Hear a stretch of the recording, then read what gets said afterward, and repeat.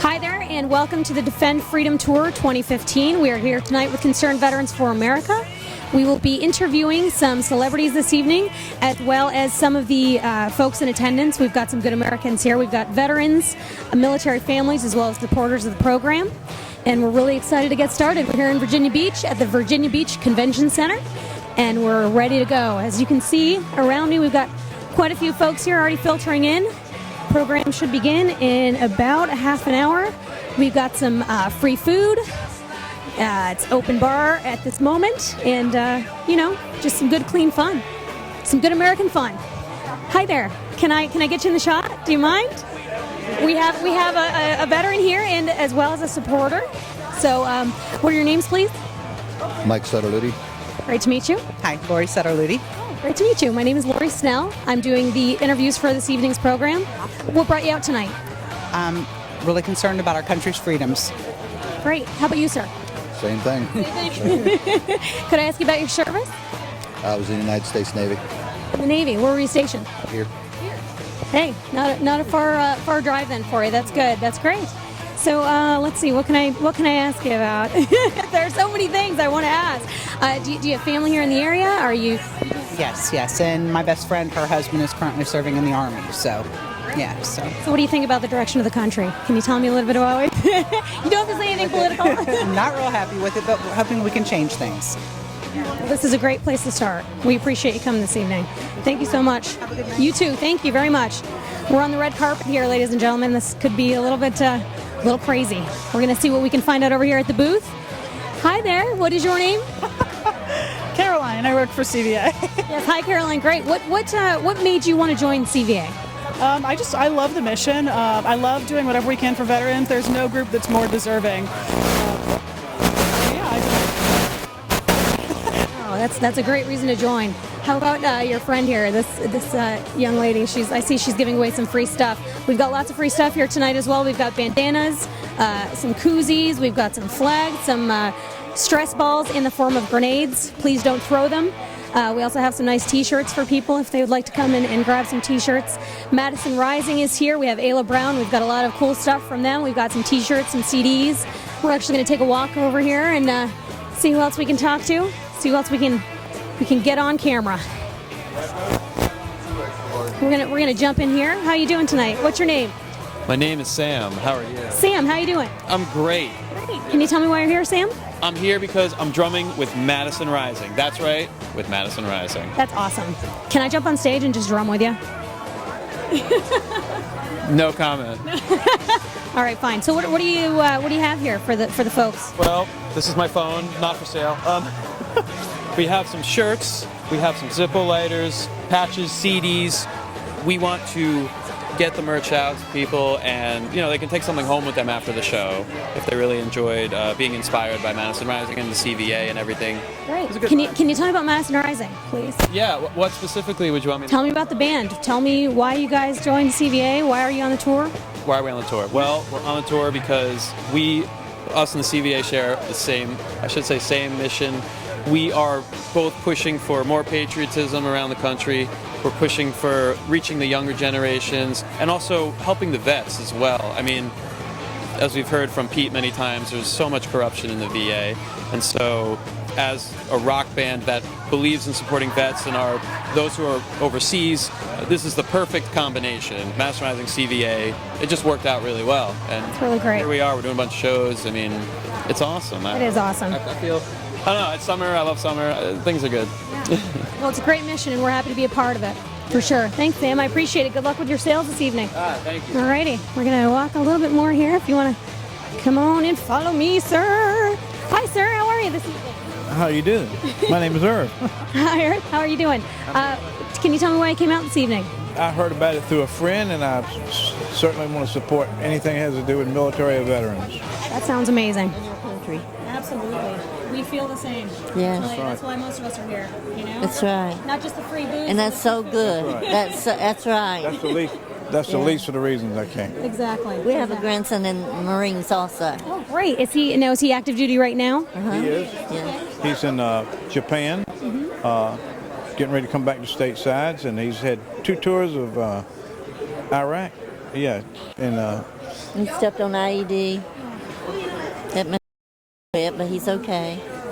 He'll have to do therapy all lost his 80% life. of his hearing, but he's Yes, They corrected it. early 20s lost 80% of his hearing.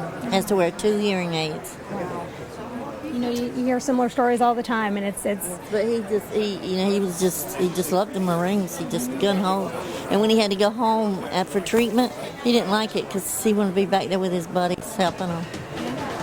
that makes sense. You know, they're We love our country. We just want to support it and do anything we can to help it.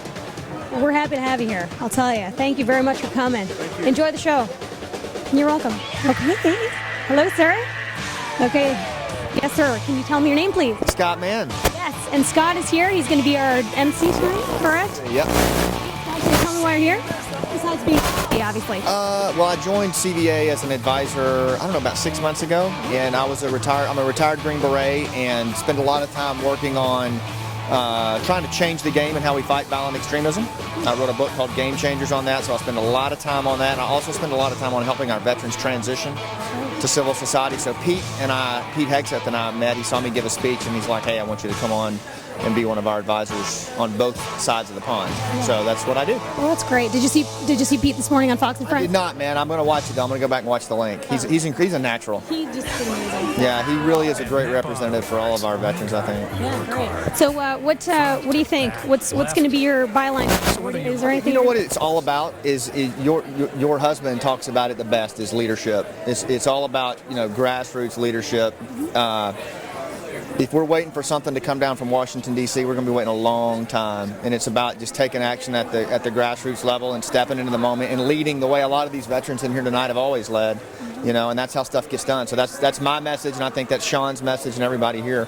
This is all about taking action and leading from the grassroots level, not from behind. Mm-hmm. That's really great. Yeah, we're going to hear from Sean Parnell later, from Jay Redman this evening, who is a SEAL. And we've got Karen Vaughn, who is the mother of a former SEAL, Aaron Vaughn, who was killed in Extortion 17. We've got Ayla Brown is here tonight. We've got Madison Rising. We already spoke with one of the band members. The world's patriotic rock band. That's right. Yep, Ayla Brown is a country music star. We've got her here this evening. We've got a lot of stars, so we're pretty excited about the program. All right. Thanks a lot. All right. See you later. Appreciate it. All right, gentlemen, we're going to go back to the stage for now, and we will come back out to this later. We'll talk to some more folks and see if they enjoyed the program.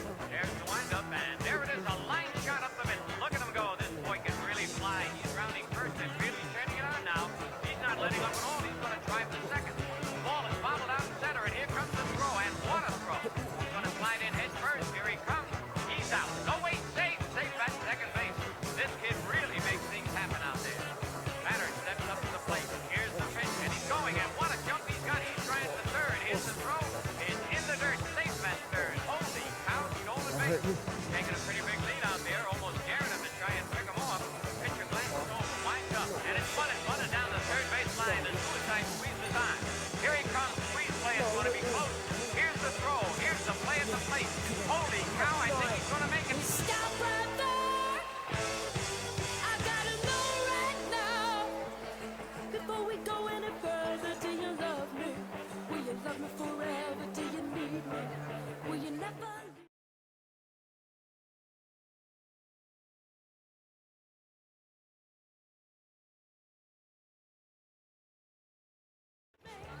you never leave me? Will you make me so happy for the rest of my life? Will you take me away? Will you make me your wife? I gotta know right now. Before we go any further, do you love me? Will you love me forever? Let me sleep on it. Baby, baby, let me sleep on it. Let me sleep on it. I'll give you an answer in the morning.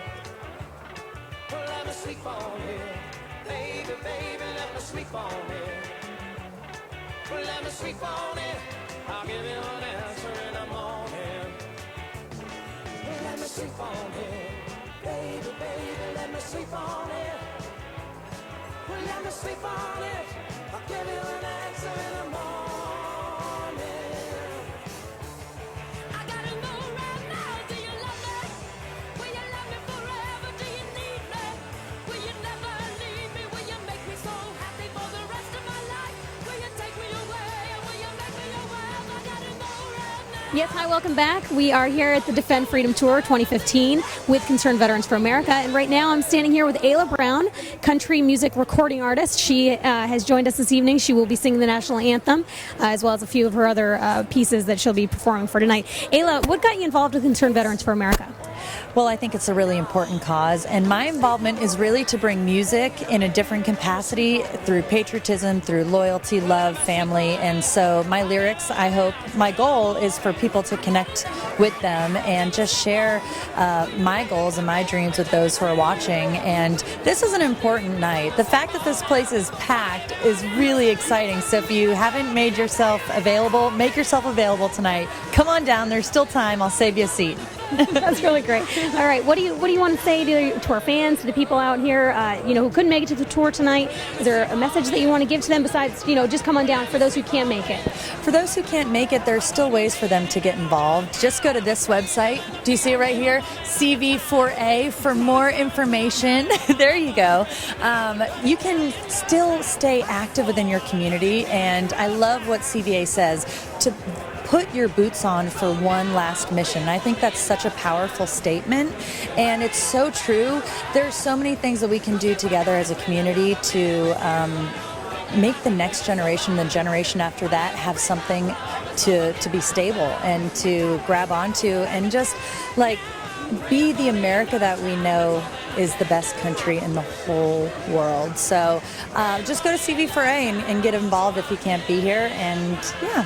Yeah, well, thank you for that message, and thank you also for promoting the website, because we do. It's really easy when you see it right here. There's no forgetting it, and I know they won't forget it either. Nice. So And good luck on your performance. Thank you, darling. You can go to aylabrown.com and find out some more information and listen to some of my patriotic songs. Excellent. Good plug. Awesome. Thanks.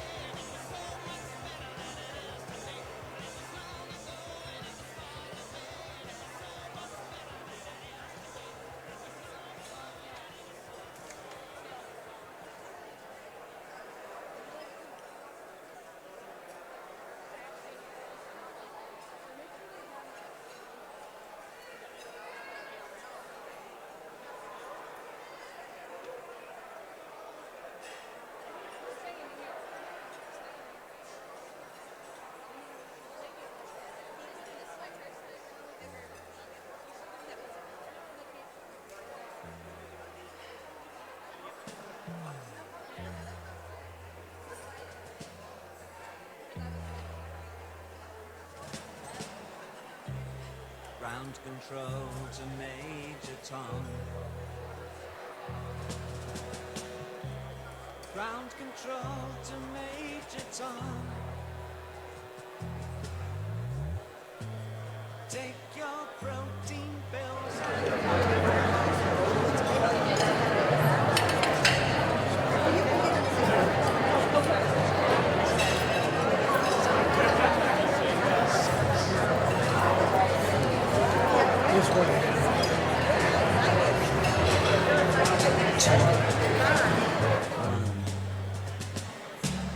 liftoff.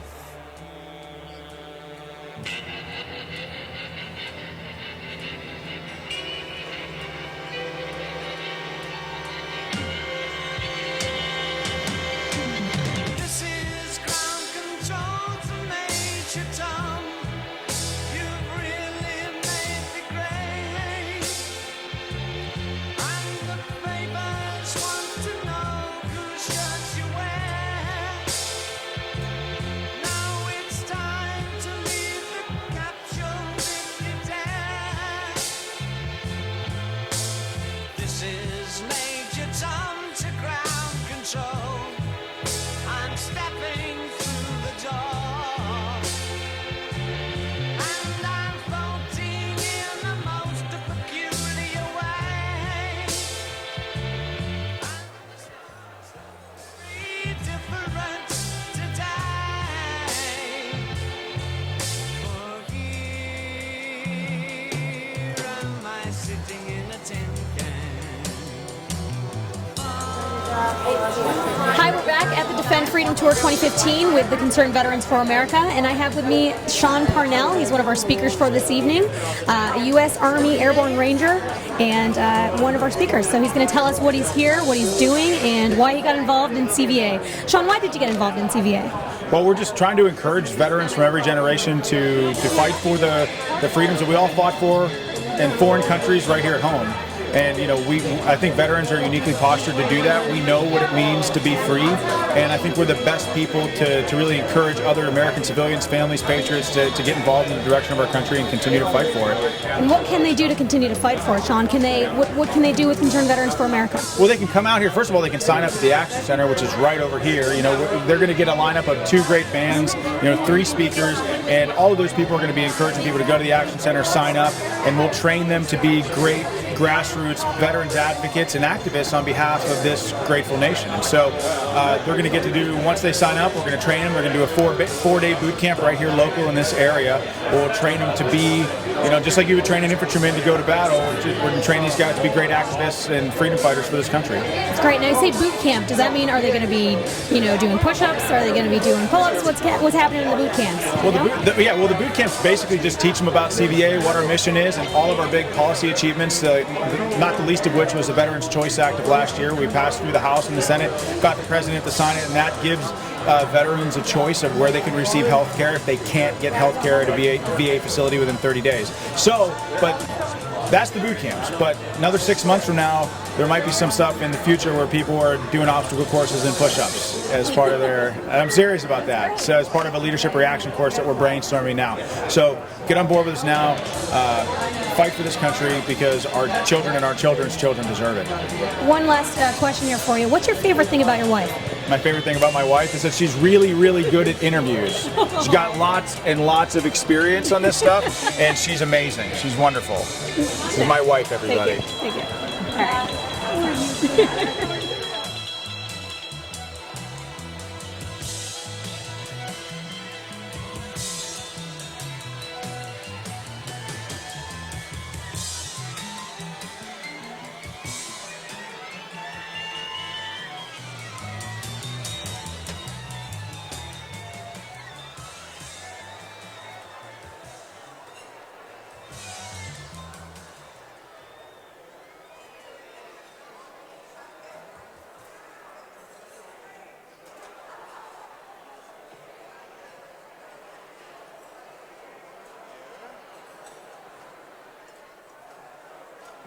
Super dads deserve super tools on Father's Day, so the Home Depot has the Dremel Multimax MM30 oscillating tool system. A new low price, just $89. It's a powerful tool that cuts, sands, grinds, and more. Price and the nerves. So let's point gift wrappers in the right direction. Namely, the tool. Let's do this. It's super tools for super dads. The Home Depot. More saving, more doing. Valid June 21st, US and EC store for details. Right now, buy new carpet at the Home Depot and the installation of your full house is on the house, as in free. So, let's cover more rooms, same budget. Free installation will do wall-to-wall wonders with your wallet. Call 1-855-MEASURE to schedule an in-home measure or visit a store to get started. Let's do this. New carpet, free installation. More saving, more doing. Valid on basic installation through July 22nd. Minimum $1,500 purchase of carpet and pad. Varies by market, U.S. only.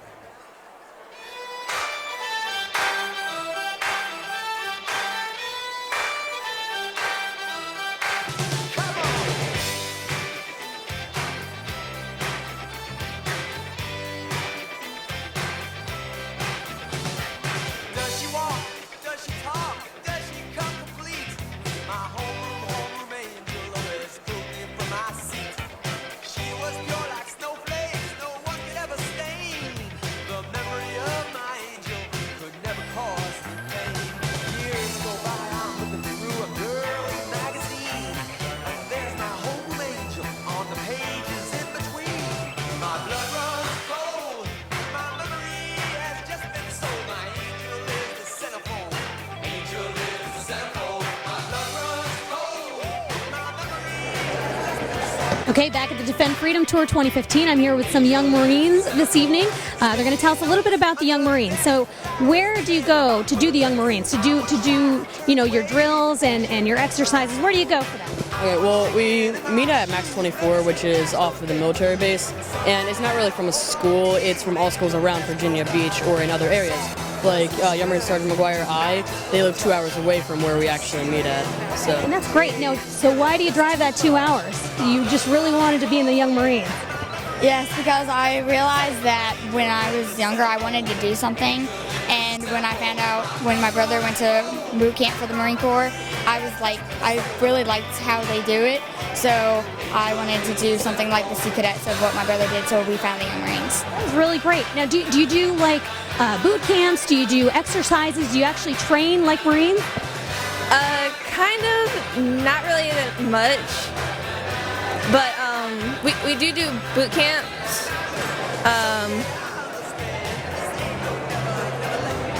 That's great. So you do boot camps. Do you do them during the summer? Is it in your off time? How does that work? Okay, so we have 2 recruit classes, which contain from about one recruit to as many as we can have in the recruit class. We have 2 a year, so one in the spring and one in the fall, and for each one there's a recruit class. So. That's great. What do you guys think about the tour so far? I know this is your first event, but what do you think? Do you see some good patriots here, some veterans? Have you met anybody yet? I have not met anybody, but I'm looking around and I see a lot of veterans, man. So what do you think? I mean, do you like it? Do you think, is this a good event? Yes, ma'am. It looks fun. That's really great. Well, we look forward to seeing you guys. The Young Marines will be doing our color.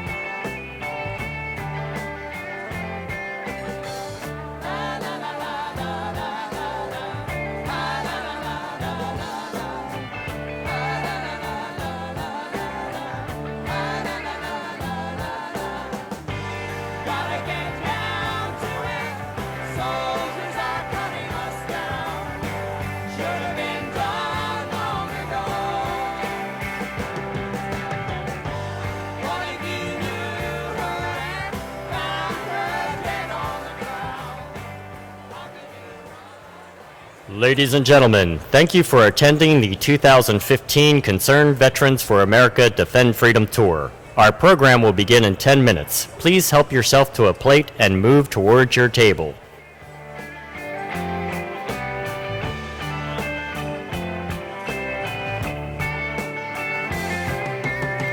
Tin soldiers and Nixon's coming. We're finally on our own. This summer I hear the drumming. Oh, dead in Ohio. Oh, dead in Ohio. Oh, dead in Ohio. Oh, dead in Ohio.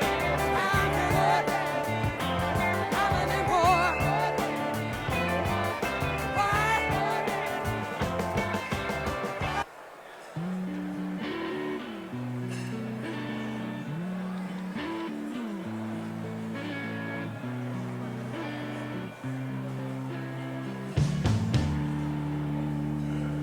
When the lights go down in the city and the sun shines on the bay, I wanna be there in my city. Oh, oh,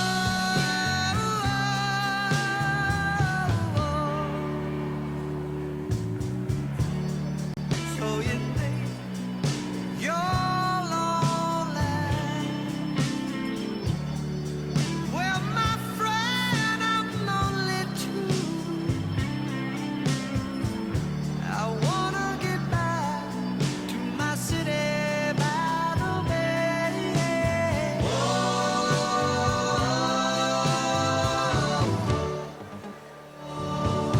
It's sad, there's been money on the road without you, without your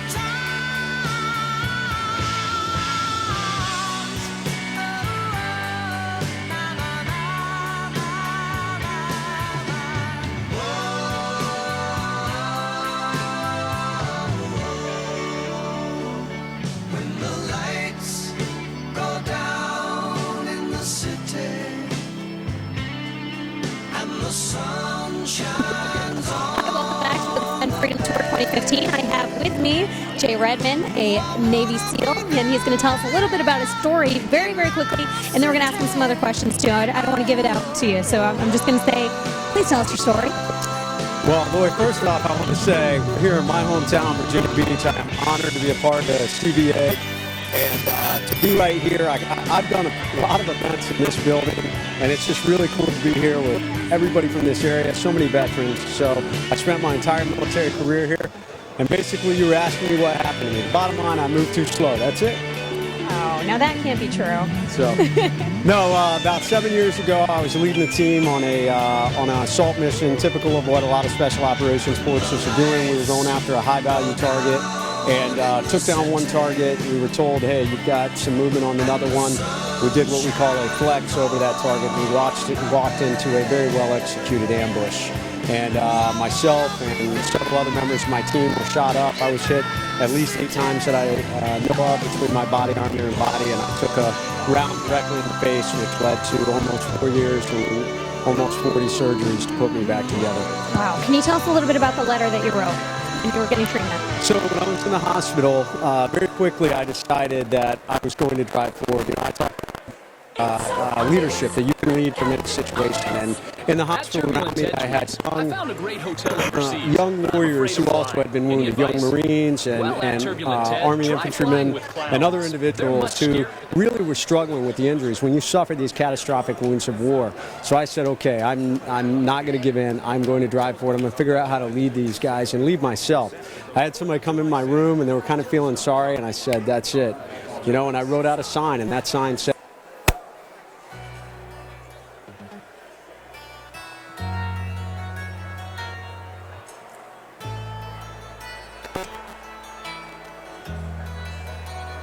foot is full. That's the absolute utmost physically I have the ability to recover, and then I'm going to push that about 20% further through sheer mental tenacity.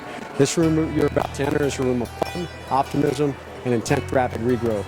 If you're not prepared for that, go elsewhere. And we stopped.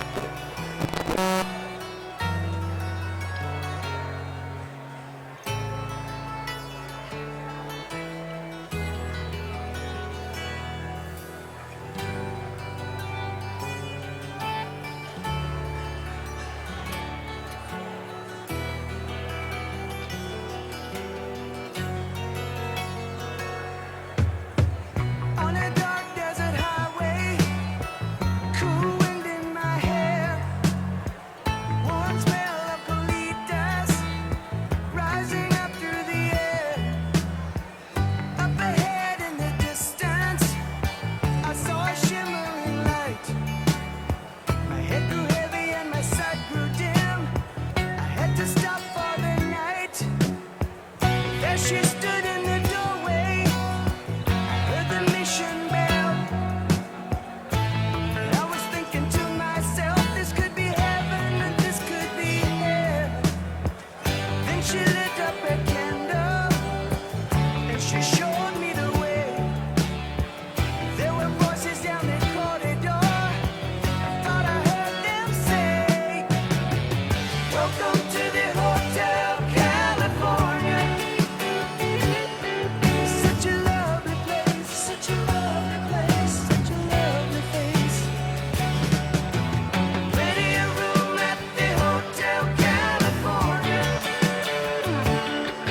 Any time of year, you can find it here. Her mind is Tiffany twisted. She got the Mercedes Benz.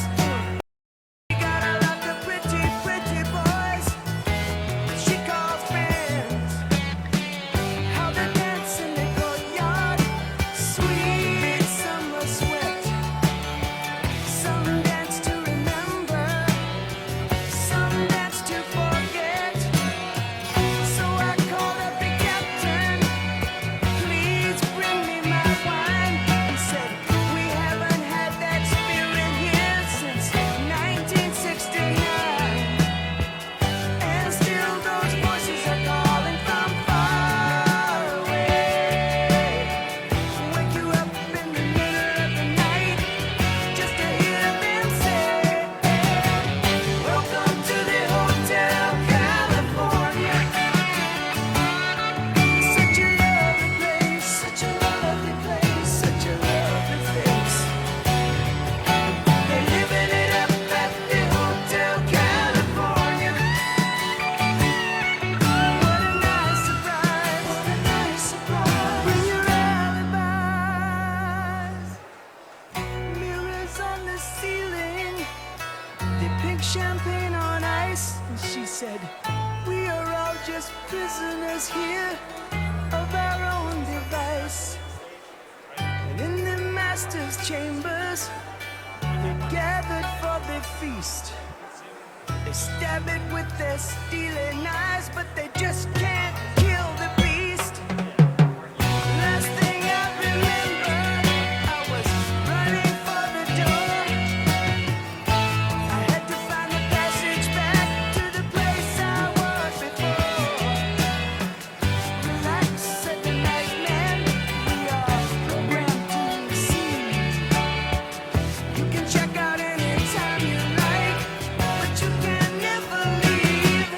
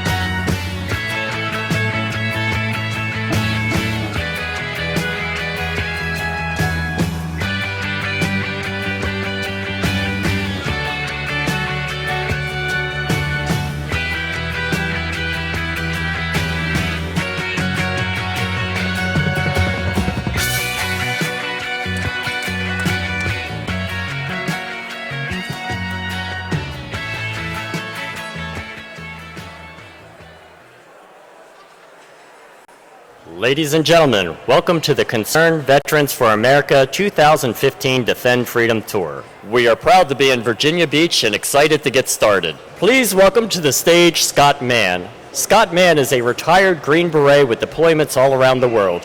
He is also a senior military advisor for Concerned Veterans for America and the founder of the nonprofit Stability Institute.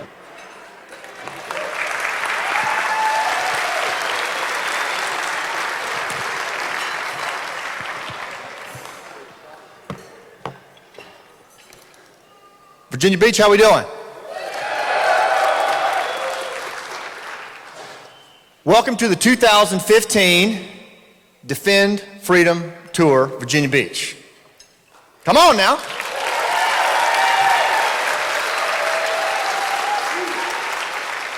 This is going to be a fantastic evening.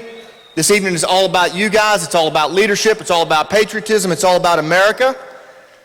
But before we get started, what I'd like to do is I'd like to ask you to stand for the invocation given by Mr. Nathan Martin, Regional CVA Director, and remain standing for the Pledge of Allegiance and the National Anthem.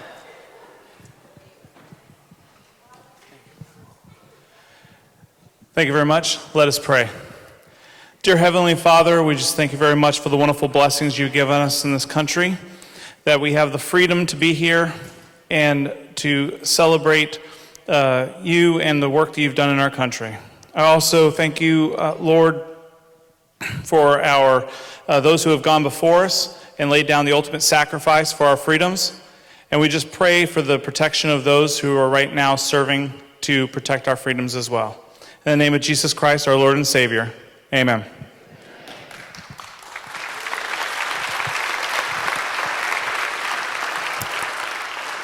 Anybody know what tomorrow is? It's Flag Day.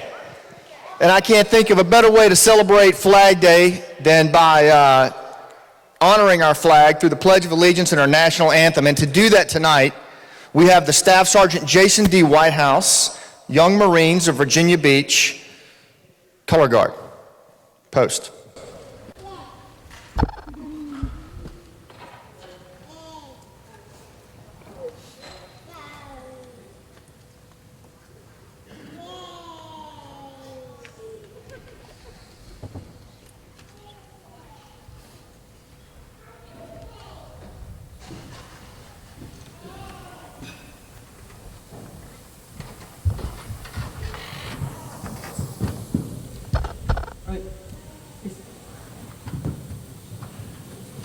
And leading us in the Pledge of Allegiance tonight is Airman Hannah Armin.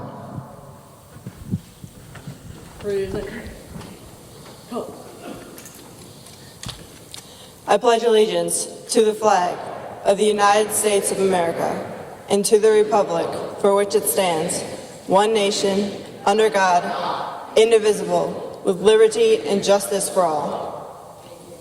Very close.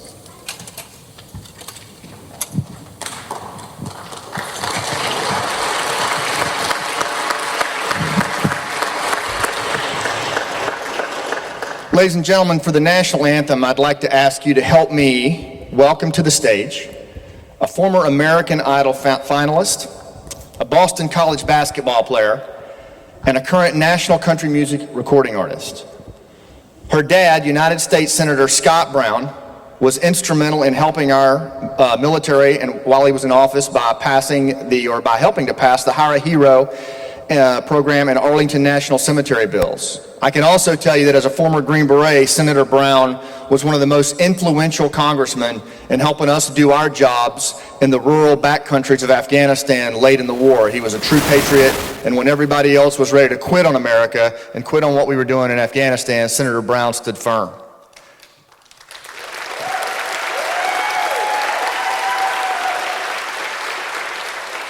And I can tell you that apple doesn't fall far from the tree.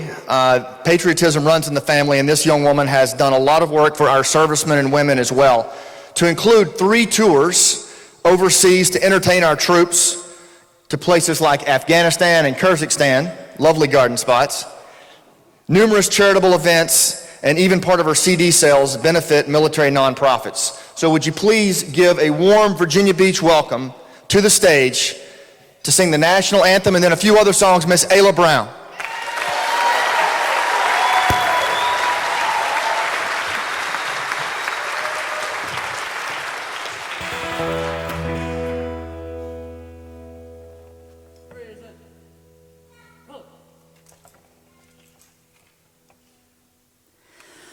Oh, say, can you see by the dawn's early light what so proudly we hailed at the twilight's last gleaming, whose broad stripes and bright stars through the perilous fight o'er the ramparts we watched were so gallantly streaming, and the rocket's red glare, the bombs bursting in air, gave proof through the night that our flag was still there. Oh, say does that star-spangled banner yet wave o'er the land of the free and the home of the brave?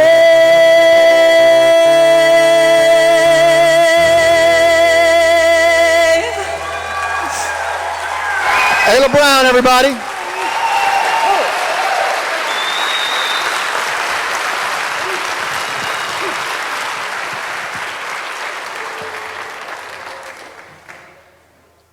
Post colors. Ladies and gentlemen, let's give it up one more time for this color guard. Thank you very much. Ladies and gentlemen, Ayla Brown.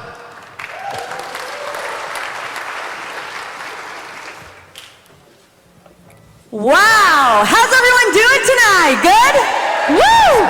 Well, I can already tell right now that this is an incredibly fired up crowd. We are so happy to be in Virginia Beach. This is my first time in the area, so if you could please just welcome me and welcome my guitar player, Tom Wall, right here. Give him a round of applause.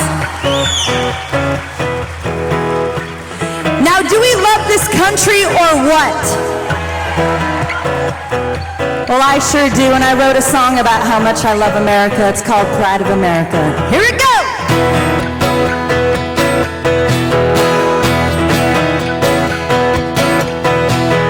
When a teenage boy's been saving tips, spending every weekend working double shifts, 'cause that F-150's just gotta be his. That's the pride of America.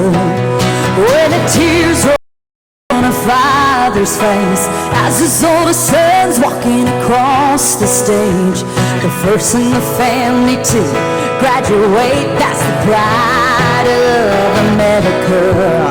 Yeah, it's in our hearts, it's in our homes, up city streets and down country roads. While we dream a little bigger and walk a little taller in our shoes.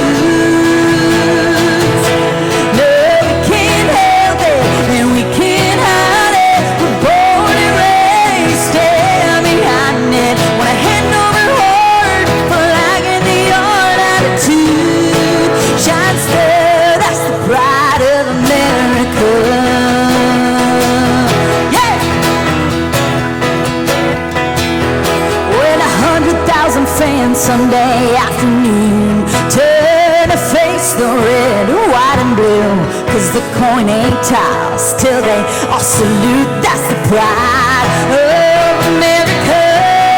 Yeah, it's in our hearts, it's in our homes, up city streets and down country roads. While we dream a little bigger, walk a little taller in our shoes.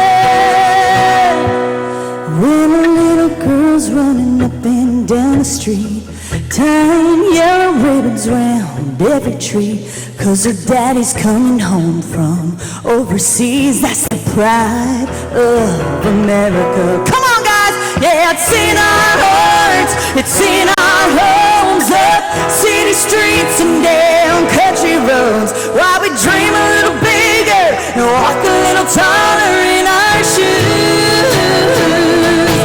And now we can't help it, and we can't hide it. We're born and raised, stand behind it. When I hand over hard, flying in the art attitude shines through. That's the pride of America.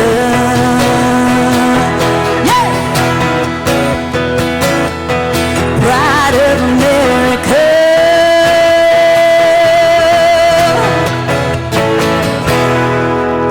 Yes, yes, yes, yes. God bless this incredible country and those who serve. Do we have any females in the audience who have served this country in the house? Yes, oh my goodness. That is incredible. Thank you, ladies, for your service. Yes, thank you. My dad served in the Army for 35 years and just retired as a colonel. He was a JAG, and it was funny when I was thinking of my patriotic album. It's called Heroes and Hometowns. I thought, you know what? There are so many incredible songs about the men who serve, but where are the songs about the women?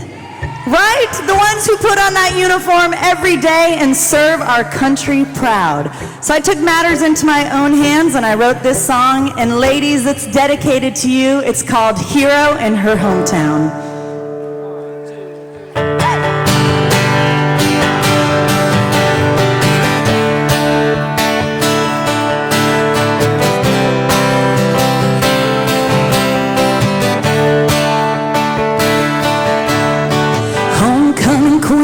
She had it all, the captain of the cheering squad. No one could understand why she decided to join after senior year. The Army recruit said, "Sign right here," and he shook her hand.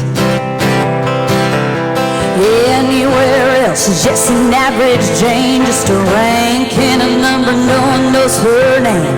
But once you pass that little green sign that says population 299, she's a hero in her hometown. When she walks in a room, she draws a crowd, celebrated, decorated with medals and pins from the war she was in. Service like a father did, and 2 generations before him made the choice and served her country proud. She's a hero in her hometown. Give it up for those ladies in the audience here today, serving our country proud. Sitting at the airport in army greens, people look at her but don't see a thing, just another face. Trying her best to make her way back home. Family said she's been away too long, it's a special day. But anywhere else is just an average Jane, just a rank and a number, no one knows her name. But once you pass that little green sign that says population 299, she's a hero in her hometown. When she walks in a room, she draws a crowd, celebrated, decorated with medals and pins from the war she was in. Service like a father did, and 2 generations before him made the choice and served her country.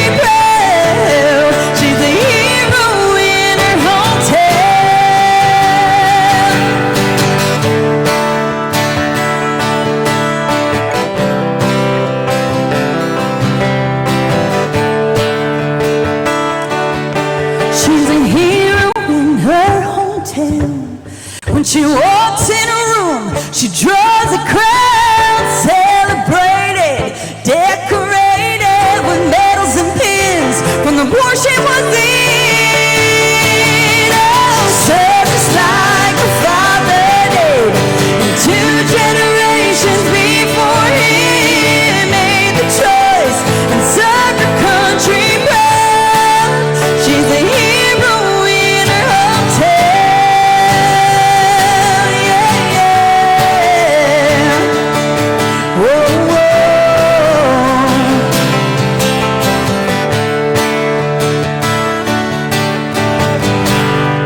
Thank you to you beautiful ladies out there.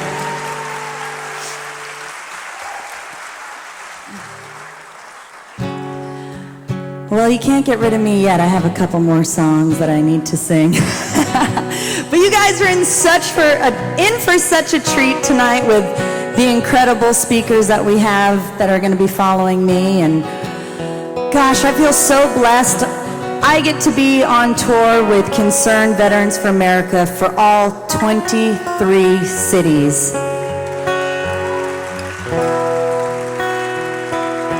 They are just an incredible organization, and it's a reflection of you guys being here and supporting the cause, so thank you. You guys all love our country, and I want to do a song for you guys right now that I sang when, actually I didn't sing it, I wrote it when I got back from Afghanistan in 2010. I realized there were so many people that came up to the band and thanked us for coming and singing some good old American country music, and they thanked us, and I just looked at these men and women and I thought, they probably miss someone really special at home. So I wrote a song about looking that person that you love in the eye and saying to them, I miss you already.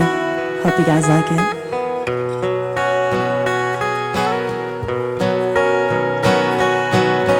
You lay your hands on my hips, you linger in my lips. I can feel your heart beating, beating, beating, yeah.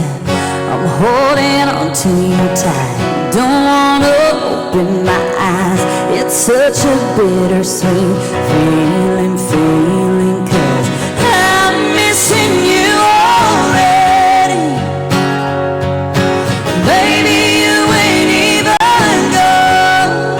Just 1 minute without you with me is a minute too long. I miss you already.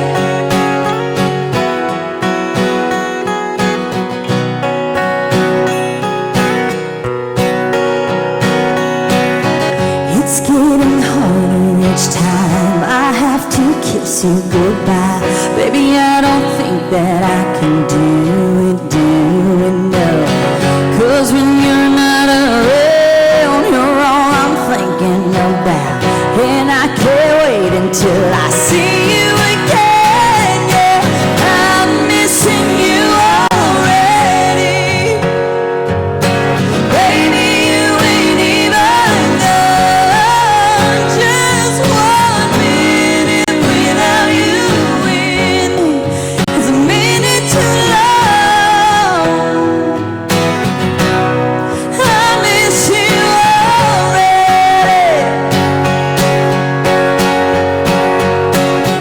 So if you gotta go, hurry back home. Hurry back home. Ooh, I miss you already.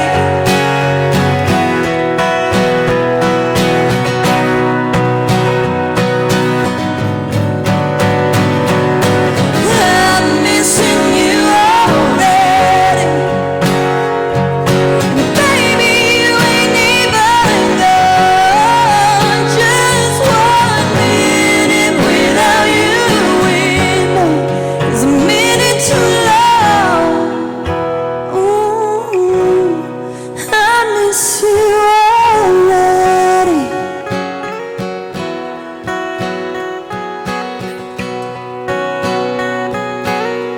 Ooh, I miss you already.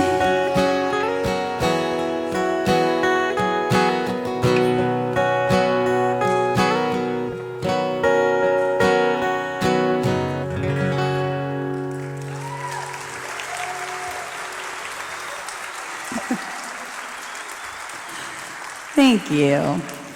Well, my name is Ayla Brown, and I cannot wait to meet you guys after the entire performance is over. I have a table of CDs and these bottle opener sunglasses. Hey, I figured Virginia Beach, right? You'd like that kind of stuff. But I'm going to do a song off of my brand new record that I just released last month, and it's called Matches and Gasoline, and it's, well, I guess you'll figure it out, but it's basically about a guy that's really not good for you. Maybe women, you can relate, but it's called Matches and Gasoline.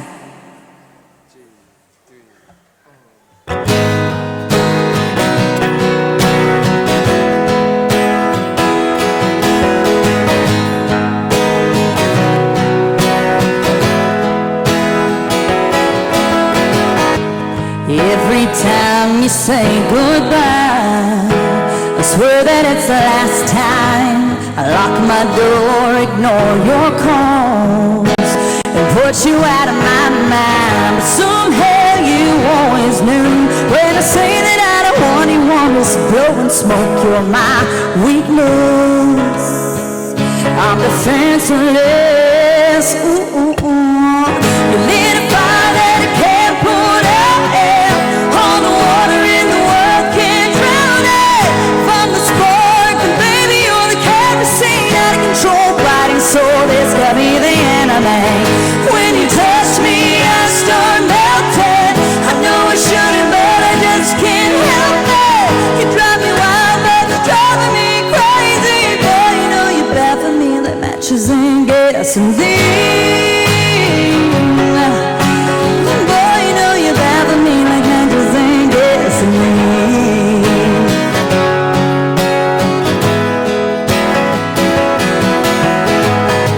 I like to say it's all your fault, but baby, that ain't true.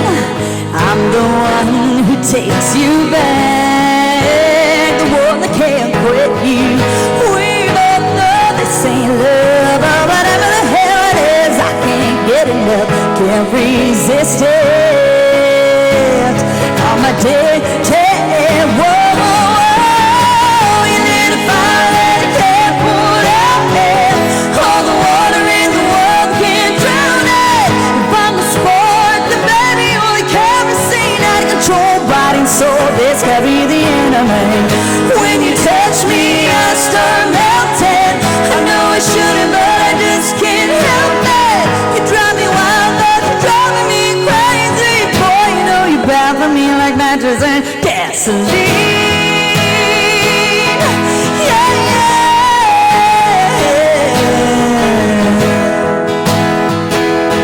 Whoa, yeah, yeah. You lit a fire that I can't put out, and all the water in the world can't drown it.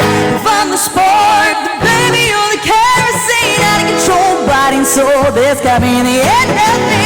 When you touch me, I start melting. I know I shouldn't, but I just can't help it. You drive me wild, but you're driving me crazy. Boy, you know you're bad for me like matches and gasoline. Ooh, boy, you know you're bad for me like matches and gasoline. Boy, you know you're bad for me.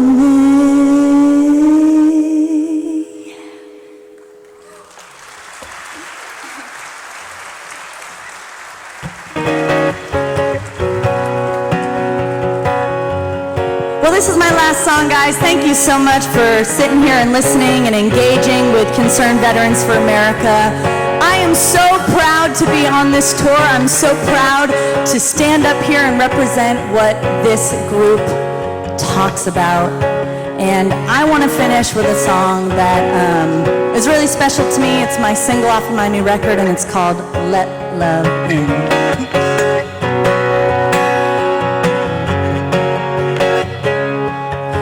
I didn't like you for messing up my all about me kind of attitude. I almost lost my mind.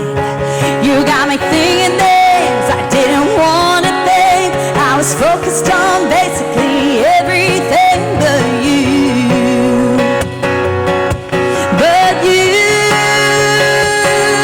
I'm ready to let love in, yeah.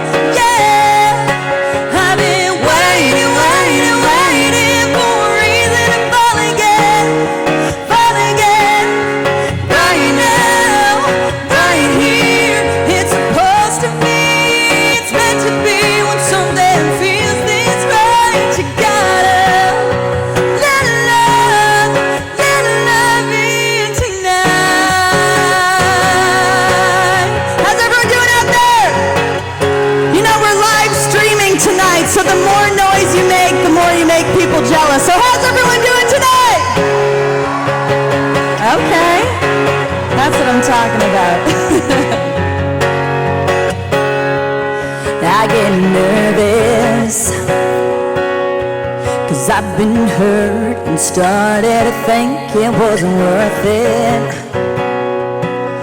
But you're somehow changing my mind. So if we're gonna jump, let's jump right in. Don't ask questions or think about it right now. Right now, ready to let love in, yeah, yeah. I've been waiting for a reason to fall again, right now, right here. It's supposed to be, it's meant to be. When something feels this right, you gotta let love in tonight.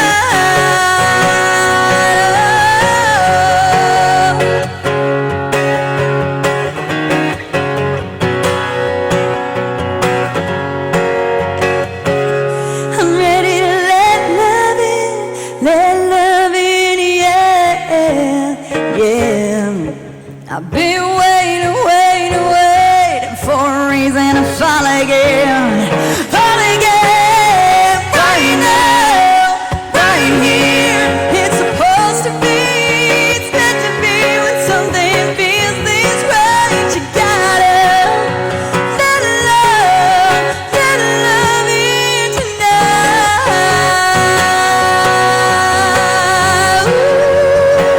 Ooh, let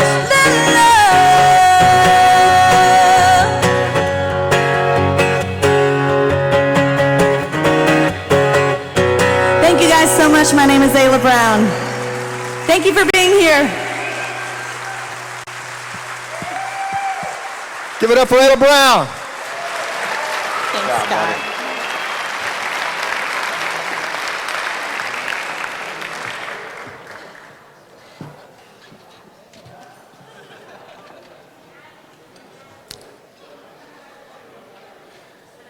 When I was 14 years old, I was hanging out with my buddies in Harold's Soda Shop when this guy walked in and nobody moved.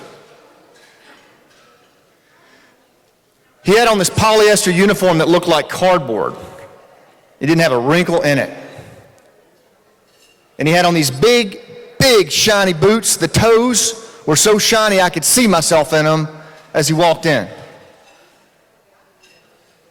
And all across his chest were these colored ribbons. Looked like a fruit salad.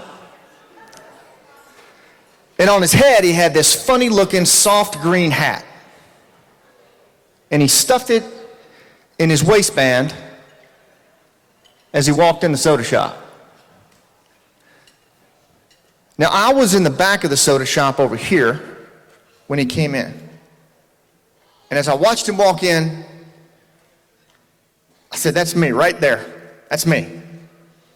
And then everybody around me started dying laughing. And I said to myself, holy cow, I think I just said that out loud. Because you see, instead of looking like John Wayne or John Rambo, I look more like Johnny Appleseed. And weighing in at 105 pounds, soaking wet, I guess it was a pretty funny thing for those boys to hear that I wanted to look like that warrior that had just walked in the room. But you know, for the first time in my life, I didn't care. I didn't hear that laughter anymore, and I had heard that laughter a lot as a scrawny kid when I tried out for the basketball team, when I tried out for the basketball team or the baseball team, moving to another school. But for some reason that day I didn't hear it. When I saw that guy walk in, I figured out right then and there, it doesn't matter how big you are, the only thing that matters is how big you dream. So I just went right up to him, and he was a big dude. Excuse me, sir. Hello. Who are you? What do you do? My name's Mark, little man. I'm a Green Beret. I'm Billy's older brother. Come over here, I'll tell you about it. Mark proceeded to tell me everything there was to know about U.S. Army Special Forces, Green Berets. I was hooked. I went straight home, right to the bookshelf and pulled down Encyclopedia Britannica. I looked up Special Forces. Did you know that out of 1.4 million people in the U.S. military, only 6,500 make it into the Green Berets? Of those crazy enough to try out, only about 33% get through. That means the person to your left and your right wouldn't be there at the end of the 2-year pipeline. Then I looked up the difference between Green Berets and Navy SEALs, because everybody wants to know that one. Navy SEALs, it turns out, in addition to having way better hair, are the best in the world at coming in on a target, taking that target down, and coming off the target. Nobody better. Green Berets do some of that, but their specialty is to come in below the noise, beneath the chaos, and connect at exactly the right spot with peasant farmers, tribal chiefs, slum dwellers, whoever is necessary, and then get surrounded on purpose, literally immersing themselves in the language, the culture, and the environment until the moment's just right. And then with that deep relationship they've built, they help the little dude stand up against the big dude. A Green Beret is kind of a combination between Jason Bourne, Lawrence of Arabia, and the Verizon guy. Jason Bourne in the sense that he knows how to swing a big stick when he needs to. He's surgically lethal, and he can be, even though we only operate in 12-man teams. But Lawrence of Arabia, if you've ever heard of him, this is the British intelligence officer in 1917 that fully immersed himself within the Bedou tribes of Iraq and Syria and mobilized tribes that couldn't even sit in the same room together without pulling their knives, mobilized them to defeat the Ottoman Empire. One guy, from the inside out. And then, of course, the Verizon guy, you know the little fellow on the commercials, moves from place to place? Can you hear me now? Good. Can you hear me now? That's what Green Berets do. They're always moving and running the seams and connecting and building networks everywhere they go. When I looked at that and I realized that that's what Special Forces did, I knew I was hooked. So I spent the next 10 years of my life training and preparing to become a Green Beret. While all my buddies were doing 2-a-days for football, my little scrawny rear end was carrying a 45-pound pack down the logging roads of Mount Ida, Arkansas every day. When I was finally able to go in the Army, I had to wait 5 more years before I could try out for Special Forces. So I went to every school the Army had. Airborne school, where they teach you how to jump out of a perfectly good airplane. Air Assault school, Ranger school, and failed them all. But the one thing I learned as a scrawny kid growing up in a little logging town is every time you get knocked down, you just get up, dust yourself off, and you go back in. And you just wear them down.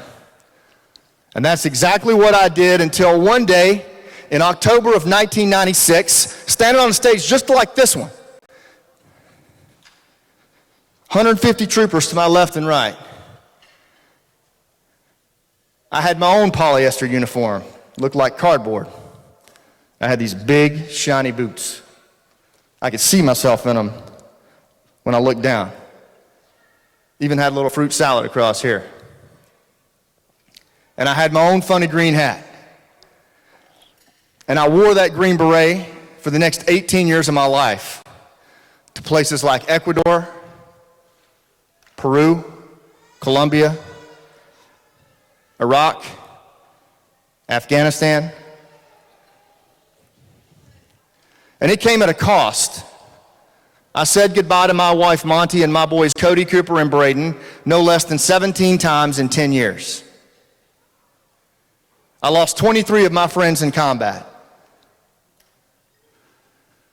Cliff Patterson, Pedro Munoz, Tom Mahalit, Chris Piper, Jerry Patton, 18 more. But you know the crazy part? I'd do it all over again. if I had it to do all over again and I could run those miles again, I would not change a thing. Because in those moments of chaos and confusion and loss and struggle, in all those dark places, I learned without a doubt that we live in the absolute greatest country on the face of the earth.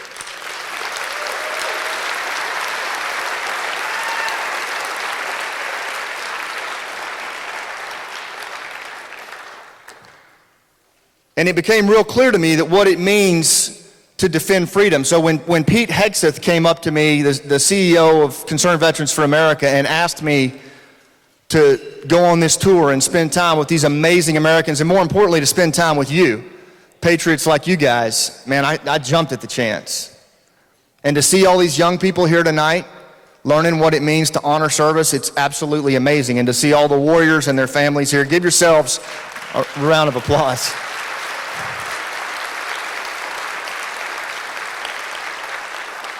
But you know, when I think about defending freedom, I think there's 3 critical steps to it right now that we face that I want to leave you with. 3 things that I'd like you to think about, not only while I'm talking, but while everybody else is up here talking tonight as well. 3 things. You know, the first thing is Islamist violent extremists are the absolute gravest threat facing our country today, and they have to be defeated.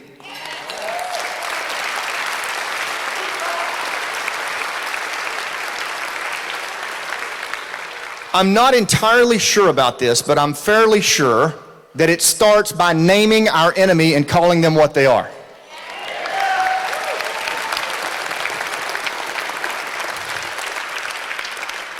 I'm also an amateur student of history, and I'm pretty certain that there's been no war in United States history that we've ever won where we didn't name our enemy.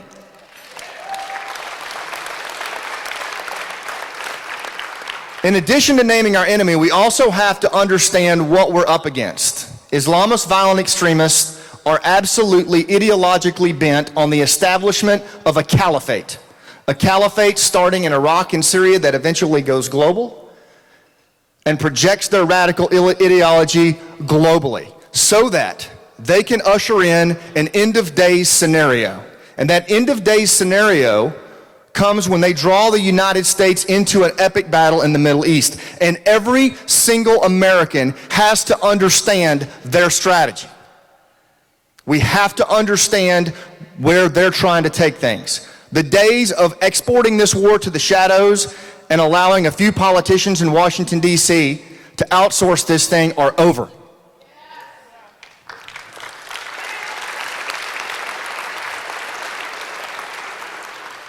We're up against a tough fight, but I'm telling you, and you'll hear from these guys and gals tonight that are talking, just like the fascists, just like the communists, Islamist violent extremists can be defeated, and we've got to commit ourselves to doing it.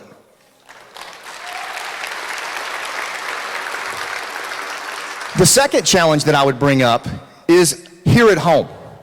In addition to fighting an enemy that is ideologically committed to changing our way of life, our country is changing right under our feet as well. Show of hands, how many of you have heard the term that America is an exceptional country? Show of hands, right?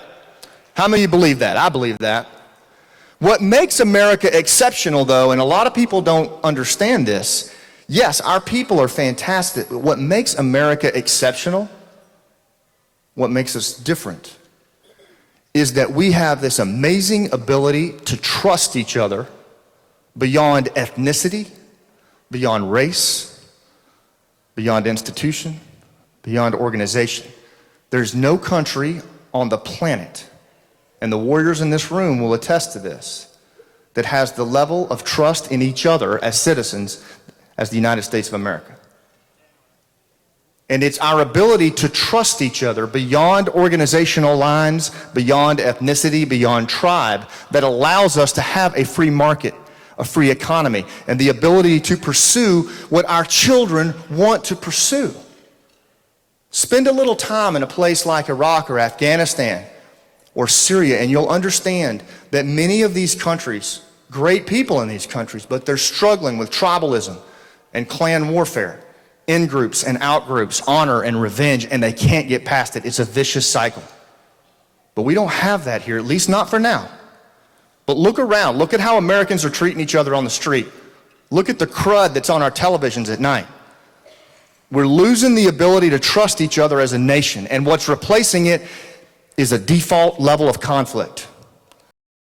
And our kids are the ones that are going to have to live in this world, and we've got to teach our children how to trust each other again, how to stand for what's right, how to honor service, and bring trust back to this country.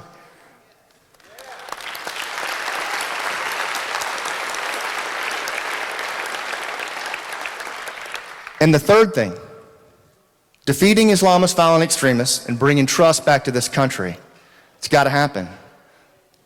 But it's going to have to come from leadership. That's the third thing. Leadership is what is going to bring trust back to this country. Leadership is what's going to defeat Islamist violent extremism. And it's not the kind of leadership, or at least what is reported as leadership on the nightly news or what's coming out of Washington, D.C. How many of you woke up this morning and said, man, I'm sure glad we got those guys up in D.C. We're in good shape? Not me. Not me. The leadership that it's going to take to restore trust in America, to help our kids sort out what's coming, to defeat Islamist violent extremists is going to come from the people sitting in this room right here the way it always has.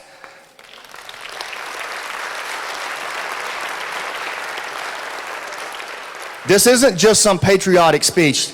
I absolutely believe, and I've seen it with my own eyes, that true leadership, true change in a society comes from the community. It comes from people willing to stand up when that tap on the shoulder comes, and everyone in this room is going to get a tap on the shoulder next year. It's proven. Life is going to tap you on the shoulder at least once. And that tap on the shoulder is going to be a moment where your choice will render a strategic outcome for you, your family, and those around you.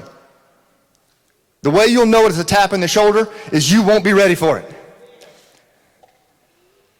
You'll think you're not ready. You'll be unexpected. And everybody else will do this. And you have a choice. You either step into that moment or you step back with everybody else. It's up to us to lead. Nobody's coming. There's no white hats coming down the hill. It's up to us to lead. It's up to our children to lead. And that's what tonight's all about. You're going to hear it over and over again from some of the finest leaders that I've ever seen. The guy that I'm about to bring up right now, any Rangers in the house? The guy that I'm about to bring up right now, Captain Sean Parnell, is an Army Ranger. And he's not just any Army Ranger. Sean led his platoon in combat in the high country between Afghanistan and Pakistan. And if you've ever spent any time in that garden spot, you know that that is the roughest country on the planet. Tribal warfare, savage fights all the time. Sean led his platoon there and was an absolutely fantastic combat leader, to the point that even today, that was 2006, 2007, his platoon still stays in touch with him.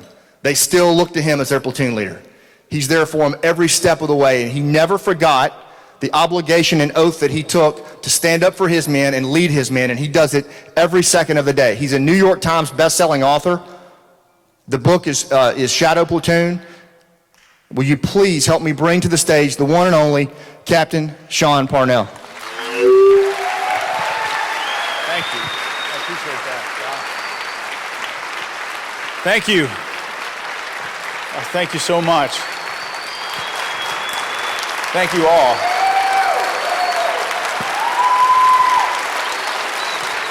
God bless you guys. God bless Virginia Beach. Thank you. It's an honor to be here. It's an honor to be here because you're such amazing people. But there's also something else I really like about talking to a group of people that I feel like are listening. As a company commander, it was at the pinnacle of my career in the Army. I commanded 140 guys who would do anything I said and would run through walls for me.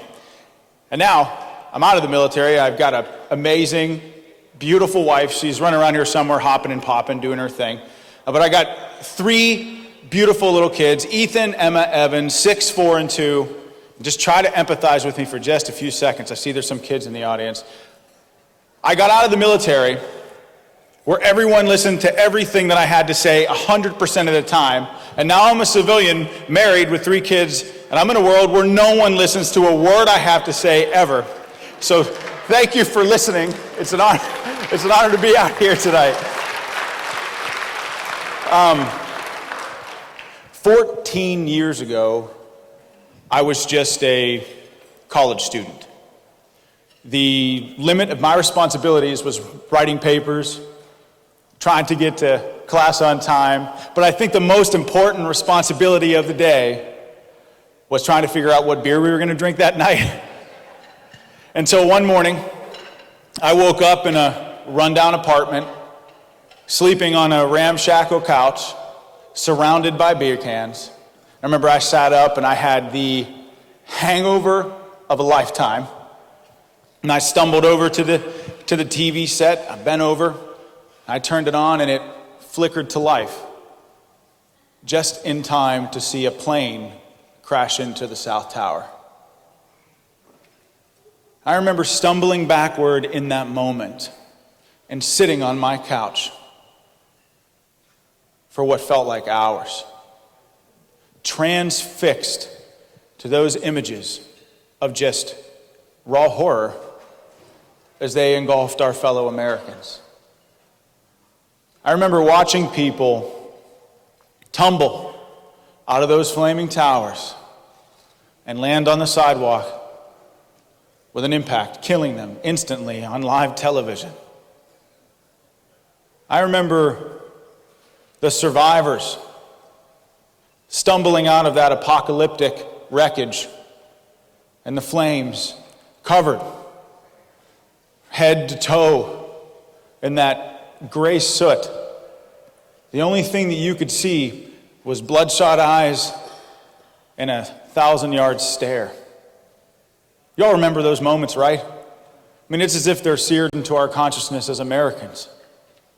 But I think what affected me the most that day was the first responders, the police officers, the firefighters, or just ordinary American citizens who on September 11, 2001 became extraordinary. Because instead of running away from the fires, well, those Americans ran into them. And in many cases, those people never came out again with their lives. And as I sat there on that couch, I thought to myself, how could I sit here and do nothing when just ordinary Americans are giving up everything for people that they don't even know? You know, the 2 most important days of your life are the day that you're born and the day that you figure out why. And on September 11, 2001, in the wake of a terrible, terrible tragedy, I believe I figured out exactly why God put me on this earth. And that was to be a part of America's collective response. I was angry and I was naive. No joke, I went down to the recruiter's office the very next day and I told him that I wanted to join the Army. Not only did I want to join the Army, I wanted to join the infantry. Then I wanted to go to airborne school where they'd teach me, like Scott said, to go jump out of perfectly good airplanes. And then I wanted to become a Ranger, to be a part of elite fighting force so I could be on the front lines fighting America's enemies. Believe me when I tell you that I was naive. You're talking to a guy who brought a blow dryer and hair gel to basic training. Like, that's how naive I really was. But you know, you're 22 years old, you feel, I know it's probably pretty awkward, right? I mean, imagine running off of those buses at basic, drill sergeants are throwing those green A-bags everywhere, dumping your equipment to stress everybody out, and a blow dryer tumbles out of mine. It was like the entire world came to a stop right at that exact moment. It was hell, but I made it. You think of 22 years old, you think you can conquer the world. Me, I felt that with the power of that American flag on my shoulder and the Army at my back, I could do anything.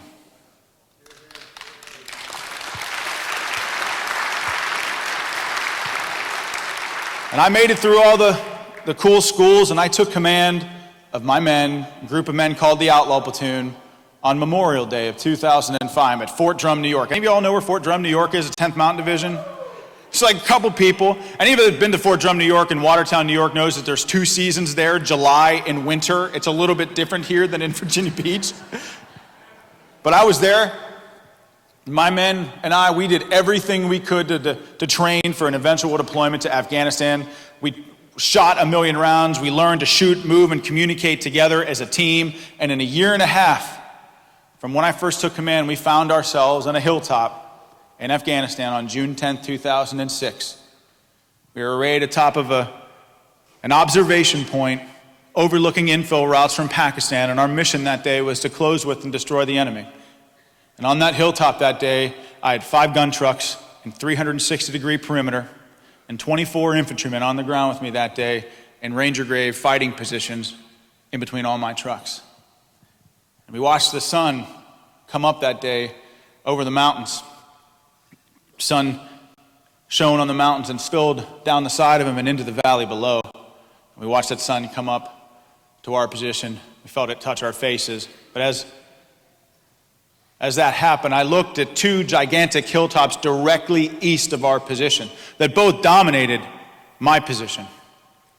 And I was worried about those hilltops because if the enemy put people up there, they could really deal a pretty serious blow to us. And so I did what I thought any good, smart, fast-thinking infantry officer would do in that moment, as I shot them with as many rounds as humanly possible. And so I walked over there with my forward observer, and I stood there with my binoculars talking to him about calling fire, and I called down 105 millimeter artillery fire, and I watched with profound satisfaction as they impacted those 2 hilltops. And look, non-commissioned officers, enlisted guys in the room, you could probably understand why I was feeling so proud, because how often does an officer actually hit his target on the first try? Not very often. Actually, we were lucky to be on that hilltop right there because that I didn't get people lost. So I walked back to my truck feeling pretty happy with myself. And I remember tapping my forward observer on the shoulder, and I told him, "Good job." And then I remember the entire world went black for me. And I woke up about 20 feet from where I was initially standing in a crater. And I remember as I woke, it was like somebody turned up the volume on a TV set very slowly, and the world came back to me. And the first thing I saw was the outline of my team leader, Sergeant Tim Stalter. And he was slapping me in the face as hard as he could. He looked, as my vision came back to me, I saw that he had a big smile on his face. And he goes, "Sir, you got blown up." Not the best way to wake up in the world. And I looked beyond his face laying there on my back that day, and I watched the tops of the giant conifer trees, pine trees, that littered that hilltop just exploded. And the enemy was hitting us with airburst mortars. And I remember looking to my left hand, which was now shaking, and I was watching rounds impact less than a centimeter away from my shaking hand. And as my vision slowly came back to me, I looked beyond my hand and I looked to my left at my platoon sergeant, Sergeant Greg Greason, who spent 24 years in the Army, stationed in every crappy duty assignment that you could possibly imagine. He was 24 years in the Army. I was 20. His boots had more experience in the military than me. But I relied on him and all my non-commissioned officers for everything. In fact, I was blessed to have some of the best ones in the world who took me under their wing, taught, coached, and mentored me every step of the way. Well, I looked at my right-hand man, Greg Greason. He was pointing to his back, screaming to me that he was hit. And I focused in on his back, and it was covered entirely in blood. He was laying in the prone position behind a tree trunk that was about this big around that looked like it had been snapped like a matchstick. And I remember laying on my back, looking to him, trying to scream over the chaos of combat, "Sergeant Greason, we're in trouble, man. What do we do? What's our play here?" And he looked at me like I was crazy, and he goes, "Sir, shoot back." And we laugh about that now. But anybody that's ever served in the infantry or been in combat knows that if the platoon leader or officer is shooting back, well, it's a real bad day for everybody. And so Sergeant Tim Stalter grabbed me by my hand and sat me up, and I had my feet sprawled out in front of me. It was like like I was a 2-year-old sitting, watching the chaos unfold around me. The rate of fire was so heavy, I couldn't possibly comprehend it. Combat in those moments sort of kaleidoscopes around you. I remember sitting on my rear end, and I looked at those 2 hilltops, and the enemy had placed 3 machine gun positions on each hilltop. And what they had done was unbelievably cunning that day. They had used airburst mortars and artillery to keep our heads down. And while our heads were down, the enemy simultaneously placed 2 mutually supporting support by fire positions with 3 machine gun nests apiece. They were firing plunging fire down on our position and had us in a wicked crossfire. We could barely move. We were pinned down. And as I watched them, I thought, Tim, you got to get me to my truck. And so Tim hauled me to my feet, carried me over to my truck. And I started calling in artillery desperately, danger close on our position, just to keep the fire down, keep the enemy off us. Just a few more seconds so we could gain the upper hand and gain fire superiority. And I turned my direction back to those hilltops again.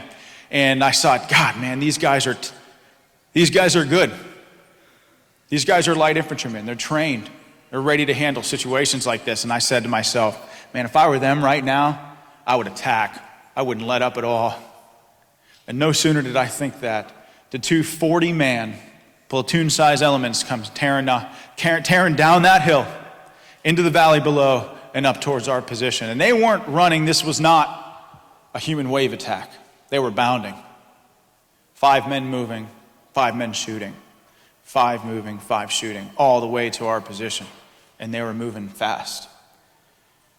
I just watched as those rounds impact all around them, and I would watch, and I made my way out to the eastern portion of our perimeter where contact was heaviest, because I believe that's what a leader's job is in combat, is to be where things are at their worst. And I watched that artillery land, just vaporize 5 guys at a time, and through the shot, the shell, and the smoke, 5 guys would replace them. There was nothing we could do to stop them. I remember I heard screaming to my right, and I looked, and I saw Phil Baldwin and Bennett Garvin laying in puddles of their own blood about 20 feet from me. Well, Bennett Garvin was my team leader, and he had taken a 7.62 round right to his forearm and almost severed it completely. Severed the artery as well, and he was bleeding to death right there in the Afghan dirt. I saw Phil Baldwin, his squad leader, desperately trying to claw his way over to Bennett. Well, Phil, the reason he was crawling in the first place is because he had been shot as well in his leg, and that bullet had severed his femoral artery, and he too was bleeding to death on the battlefield that day. He didn't care about his life, Phil Baldwin. He only was trying to get to Bennett Garvin in a desperate attempt to try to save his. I watched him fumble with the tourniquet and try to get it on Bennett's arm. And I realized in that moment something very profound. Is that our secret weapon that day, if we were going to come out of the fight victorious that day, it was not going to be because of our weapons or our guns or our close air support. No, our greatest weapon as Americans on the battlefield is the love and the brotherhood that we shared between each other, and the love for our country back home that drove us.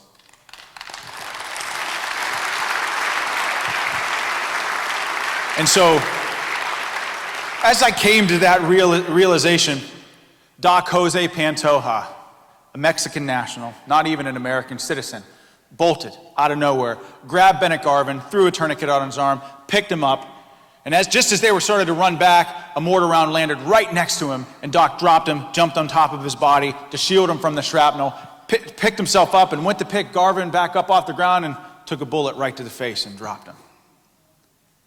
And I remember talking to Doc Pantoja when he first came to the unit and asked him, why did you come to this country? Why serve? The first words out of his mouth was, sir, I came to this country because I love America. He said, and I just believed it was my duty, that if I was going to come here and reap the benefits of an amazing society, that I should probably defend American exceptionalism.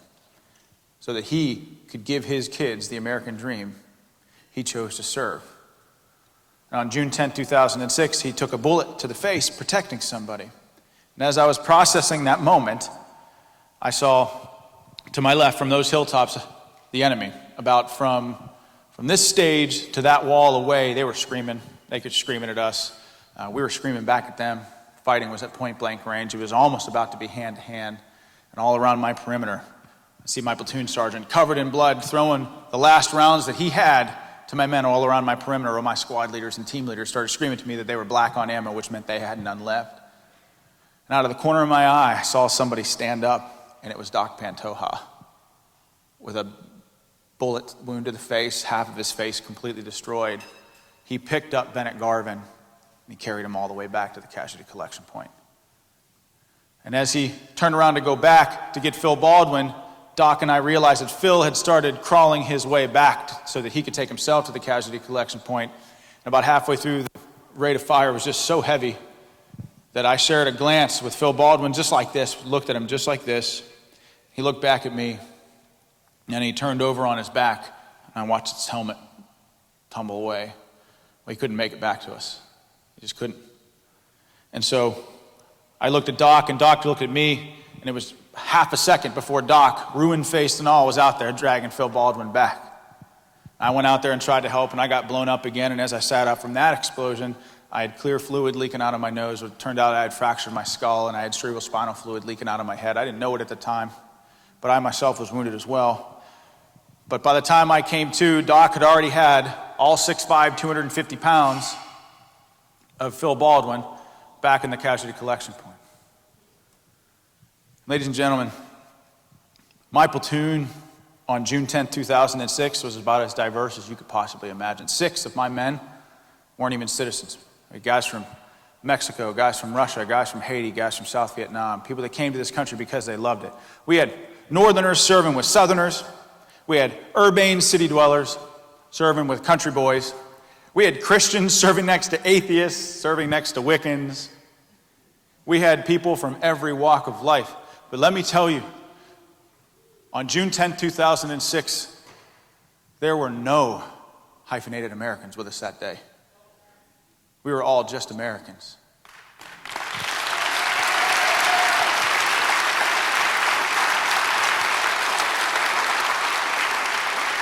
We didn't fight for Democrats or Republicans. We fought for Americans.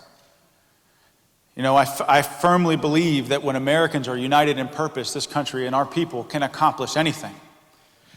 And it was that American spirit on June 10th, 2006 that won us that day. And let me tell you, well, also with 15 2,000-pound JDAMs as well, but it was the American spirit and the grit of the American warrior united in purpose that allowed us to emerge victorious. We were all just Americans, just Americans.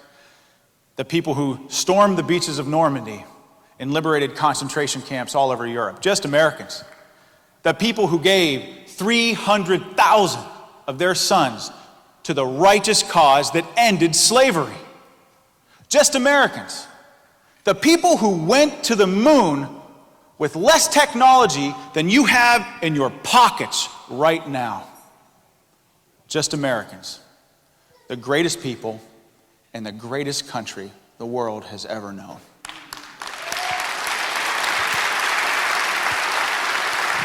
You know, I've been back from the war for 2 years now, and anybody that's ever served in combat will tell you there's a lot of sleepless nights. The war is the first thing I think about when I wake up in the morning and the last that I think about when I go to sleep at night. But on those sleepless nights, I walk around and I check on my kids.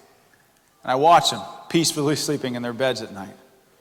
And in those moments, my life is boiled down to 2 very, very central and basic truths. One of which is that if my men and I didn't unite on that hilltop, just like the people of this country did on September 11, 2001, I would not be here before you today. I wouldn't have met my beautiful wife. I would never had my 3 beautiful kids.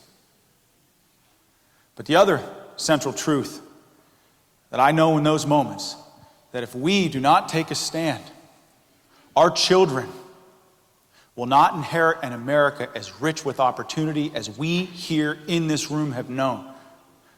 We could next generations of Americans to grow up being the first taught to demand and not to strive.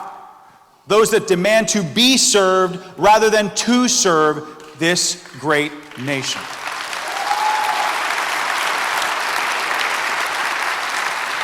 So Douglas MacArthur said, old soldiers don't die, they just fade away. Well, I'm telling you not to take Douglas MacArthur's advice today. Because this country, the United States of America, still needs you. Every generation of American warrior, every single family of veterans, and every single patriot that just loves this country and believes in American exceptionalism. So it is time, ladies and gentlemen, to defend freedom and stand in formation with Concerned Veterans for America in one last final formation to fight for this country. Because the United States of America needs you. For our kids and for our children's children. Thank you all for your time tonight. God bless you. And God bless the United States of America. Thank you. Thank you all. Thank you. Thank you. Thank you all.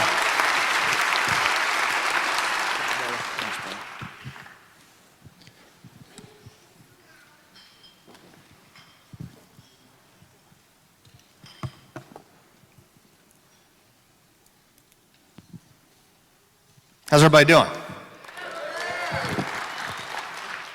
Is that leadership or what? We're just getting warmed up.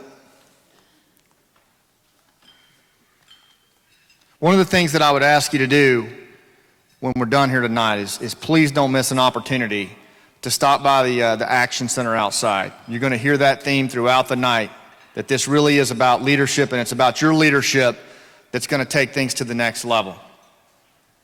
You know, a long time ago, the city-state of Greece was under siege by the Persians. And King Leonidas chose 300 Spartans to go and defend, or at least try to hold, the Persians off at a place called Thermopylae, nicknamed the Hot Gates. And it's been the source of all kinds of fiction and reality television and 300, but it is a celebrated battle throughout history among warriors. Warriors of all special operations levels study the Battle of Thermopylae. But legend has it that when those 300 Spartans were chosen, a lot of Spartans were upset because Spartans all love to fight. And so one of King Leonidas' lieutenants asked him why he chose those 300. And he said, you know, I didn't choose them on their battle acumen. Any Spartan man would have stepped into that moment and would fight to the death. I chose those 300 based on the character and the strength of their mothers and wives. And it still holds true today. If you want to see the strength of a nation, if you want to see what she's really all about, you just take a glance at the strength and character of her women. And that is absolutely no exception today with Ms. Karen Vaughn, who is the Senior Military Families Advisor for Concerned Veterans for America. She's the mother of the fallen Navy SEAL Aaron Vaughn, who was a member of SEAL Team 6 and was killed on August 6th, 2011. Aaron was killed in Afghanistan when his helicopter, known as Extortion 17, carrying 30 Americans, was shot from the sky. Karen has countless major television and radio appearances all over the past 2 years, and she's emerged on the national scene as a powerful spokeswoman for not only our defenders that are still fighting in Afghanistan, securing peace around the globe, but also for our freedoms and our prosperity here at home, who so many have sacrificed their lives to protect. So will you please stand and help me welcome an American hero, Miss Karen Vaughn.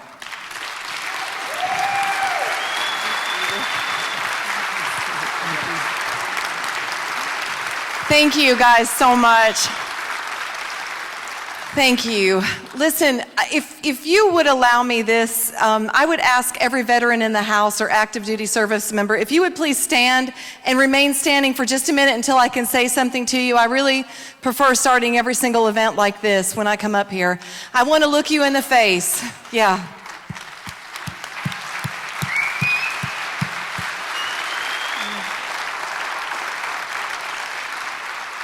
I want to look at you when I say this.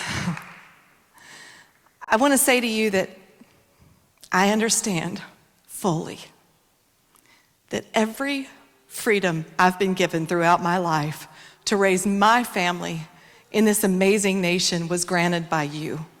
And I want you to know you are my favorite people on the planet. Our family honors, loves, respects, and cherishes you. And I want you to just know I am grateful. Thank you very much.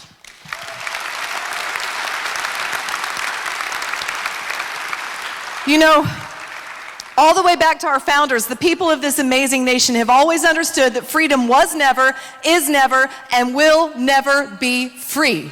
Freedom has always had a cost. In fact, over 41 million U.S. sons and daughters have answered the call and served this nation during times of war. And over 1.3 million of those sons and daughters have paid their last full measure on a battlefield. And you know, not long ago, it hit me with numbers like $18.5 trillion in our national debt. I think sometimes 1.3 million doesn't sound like so much to us anymore, right? So I figured out a way to put it in perspective for us. And I found out that if I took a $1 bill and I laid it on the floor, I would have to stack those $1 bills 56 stories high to represent the American sons and daughters who have given their lives to preserve our freedoms and our liberties here in this nation. And let me just take that one step further. That means that I would have to stack those $1 bills 112 stories high to represent the mothers and the fathers across this country who have buried a child to give us the right to be free. The numbers are staggering. You know, and on August 6, 2011, and this, I got to tell you, this is a very emotional place for me to be tonight, because the last time my feet touched the ground at this convention center in Virginia Beach was for the memorial service for the 22 members of DevGru who died on that helicopter that my son died on. So walking back onto this sacred ground today has been quite the emotional experience. So you'll have to forgive me if I end up a little sappy today. Right down there, all their pictures, I can still see them all lined up across the front of that auditorium. It was one of the most honorable, beautiful things I've ever seen in my life, but of course one of the most painful things I've ever experienced in my life. But I want to tell you a little bit about Aaron, because I want you to know something about one of those men who died that day, one of the 1.3 million that I can tell you about, that I can share personal stories about. The most important thing I will ever tell you about my son is this: he gave his life to Christ at a very young age, and because of that, thank you. Thank you. Amen.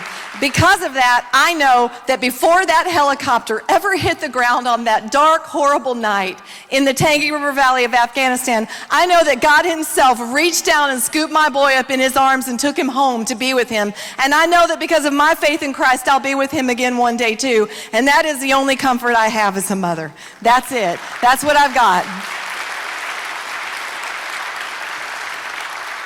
Aaron was a kid. I like to tell people I can sum up who he was with just about one little cluster of sentences here. He was the kid that was always saying, "Hey y'all, watch this." And then the next thing we knew, we'd end up at the ER putting stitches in his chin, or putting a cast on his arm or something. He lived his whole life extreme like that. But I want to tell you something. He didn't always look like a Navy SEAL. From the time he was 8 years old, he told everybody that's what he was going to be. But it was honestly quite funny, because he was a kid who ended up being 6 foot 4 inches tall, and he was nearly that tall by the time he was about 12. And you've seen those boys. Maybe some of you can relate. He weighed about 65 pounds soaking wet and was about maybe a little more than that. But seriously, he was the kid who literally tripped over his own feet. And so when he'd tell you that's what he was going to be, everybody would kind of just pat him on the back and say, okay. And I tried to be encouraging as a mother. You can do anything you want to do. Then I turn around and go, A Navy SEAL? You know, I couldn't help. But anyway, he knew what he wanted to be. And I honestly believe that was because of his faith in Christ. I believe that God planted that seed in his heart at a young age. My husband often says that Aaron Vaughn didn't become a warrior after he became a Navy SEAL. He became a Navy SEAL because he was a warrior. And that's what I've always thought about that boy. But you know, it wasn't an easy path for him, as it's not for most men who want to become Navy SEALs don't really live careful lives where they're uninjured or anything, but Aaron was no exception. His senior year of high school, just before the season opener that year, he obliterated the anterior cruciate ligament in his left knee and tore all the other ligaments.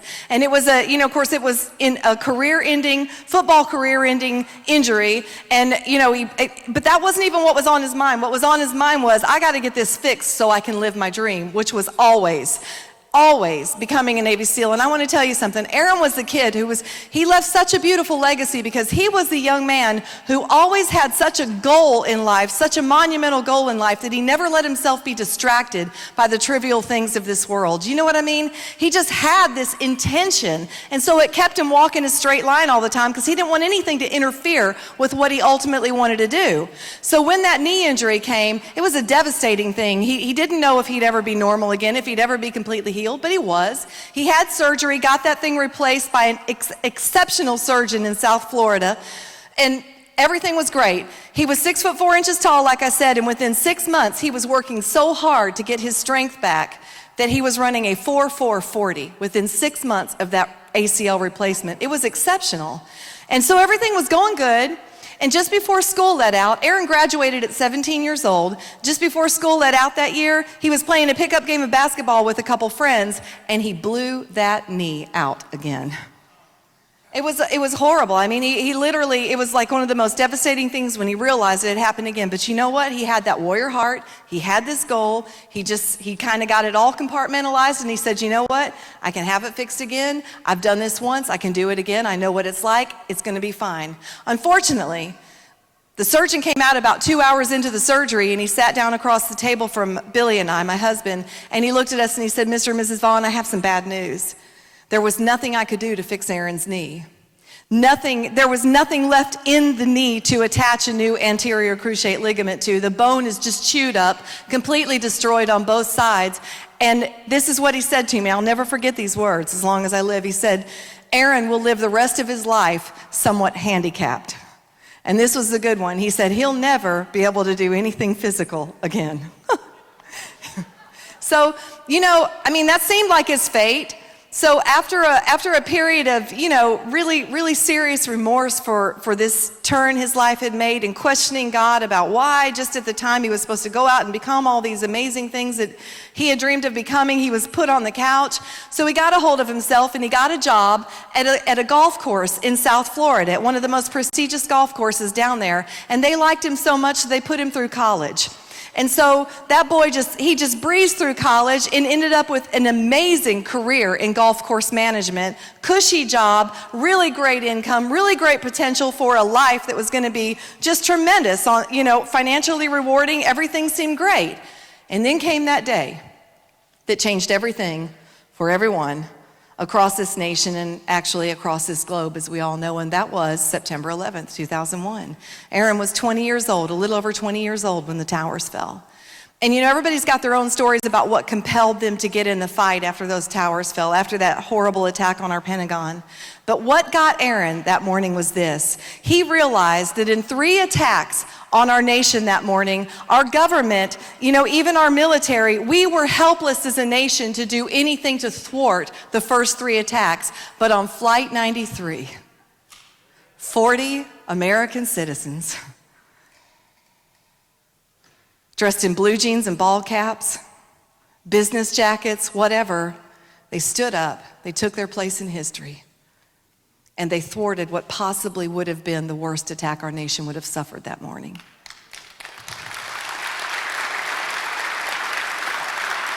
And I remember, when we started as a family, we'd sit around and watch television, and when we all got home from work, and I remember, Aaron's face when he would hear those stories of those phone calls, how we started hearing about all the phone calls of the family members calling home and those whispered I love yous and those, gut-wrenching goodbyes.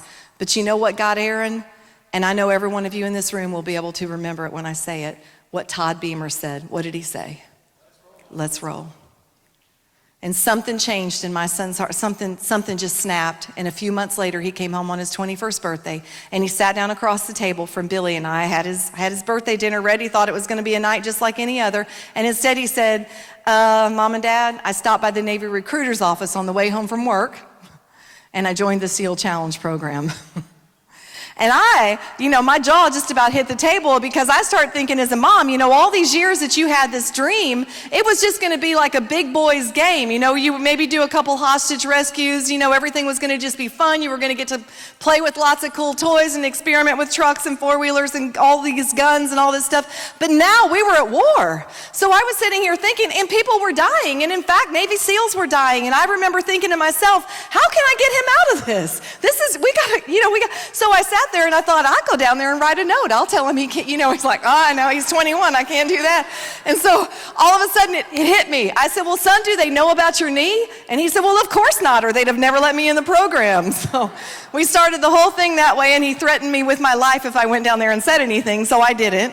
And then, to make a long story short, BUDS, which most of you in this area are obviously completely aware of, basic underwater demolition SEAL training, to the best of his best friend's knowledge, that BUDS class 248 started with 157 men and 7 finished. And Aaron Vaughn was one of them. No one ever knew about the knee. Not only that, there is a wall in Coronado Island off the coast of San Diego at the BUDS complex, and across the top of that wall it reads, "First time, every time." It holds the names of the few men in history who completed every single evolution required of them to become a Navy SEAL. The first time they tried it, guess whose name is on that wall? Aaron Vaughn. And I don't say that to brag on Aaron. Aaron was the humblest person you would ever meet in your entire life. He never once, he was so honored and thankful to God that he had gotten the chance to do this, that he had gotten a chance, especially after that sucker punch on 9/11. He was so honored that he got to take his place in history and protect and defend his country, that so many had come before him and protected and defended on his behalf. He was a kid who always took his hat off for the national anthem, always put his hand over his heart. And if he saw anybody else not doing them, he got it corrected, because it meant the world to him. He understood the sacrifice that had been made on his behalf. He was never a young man who ever once beat his chest and said, "Look at what I did." He was the young man who constantly raised his hand in praise and said, "I can't believe what you did." That's who he was. That's who he was. And so I say that to say this. On the morning of August 6th, it was a Saturday morning, on the morning of August 6th, 2011, when our phone rang and we found out that the Navy was at our daughter-in-law's door here, and that Aaron was on that helicopter, and there were no survivors, his father and I knew beyond a shadow of a doubt that Aaron was exactly where he was supposed to be, at the exact time in history he was supposed to be there, doing exactly what he'd been created to do, because there was no other excuse.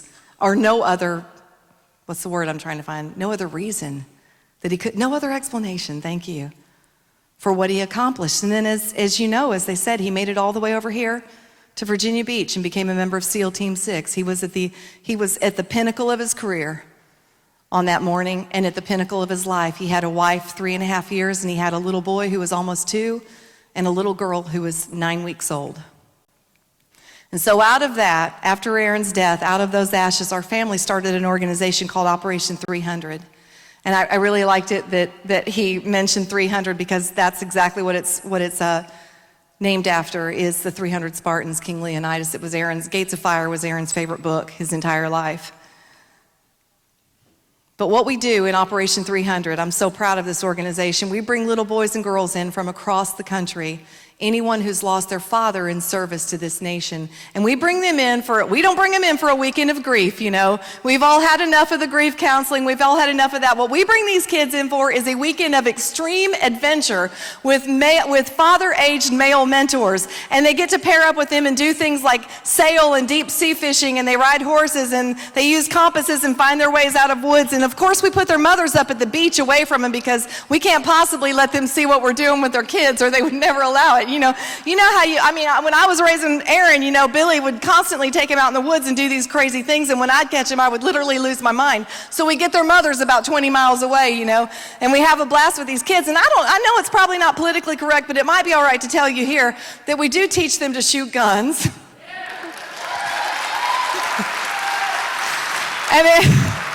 And it's really cool. Because what we did is we got these little 22s that look like the AR-15s their daddies used in war, you know, and man, they think they're tough stuff, you know. So anyway, I tell you all that to tell you that when we were closing out a camp just a few months ago, my husband said something so incredible. And you know what? We've been married for 35 years, and I try to give him props when I can, because I can't all, you know, so I try to give him props. But this was incredible, and this is what he said.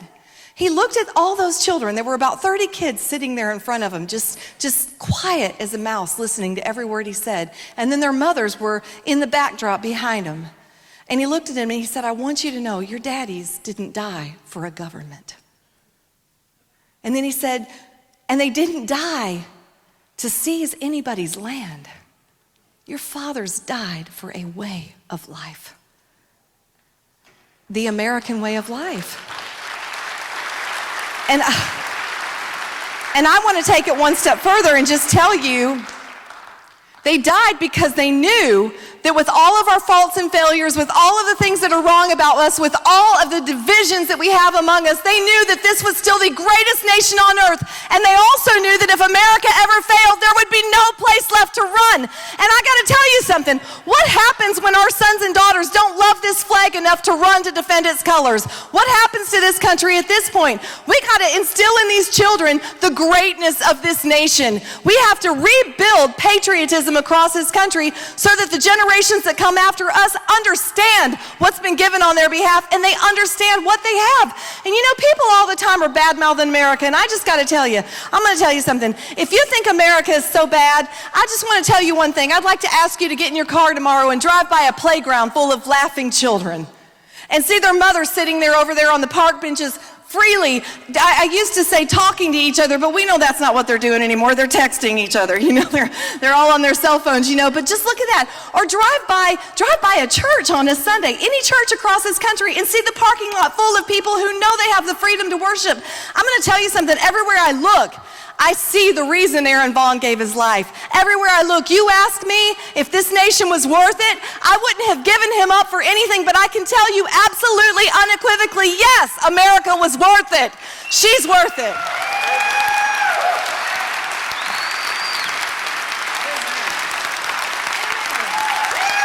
Thank you.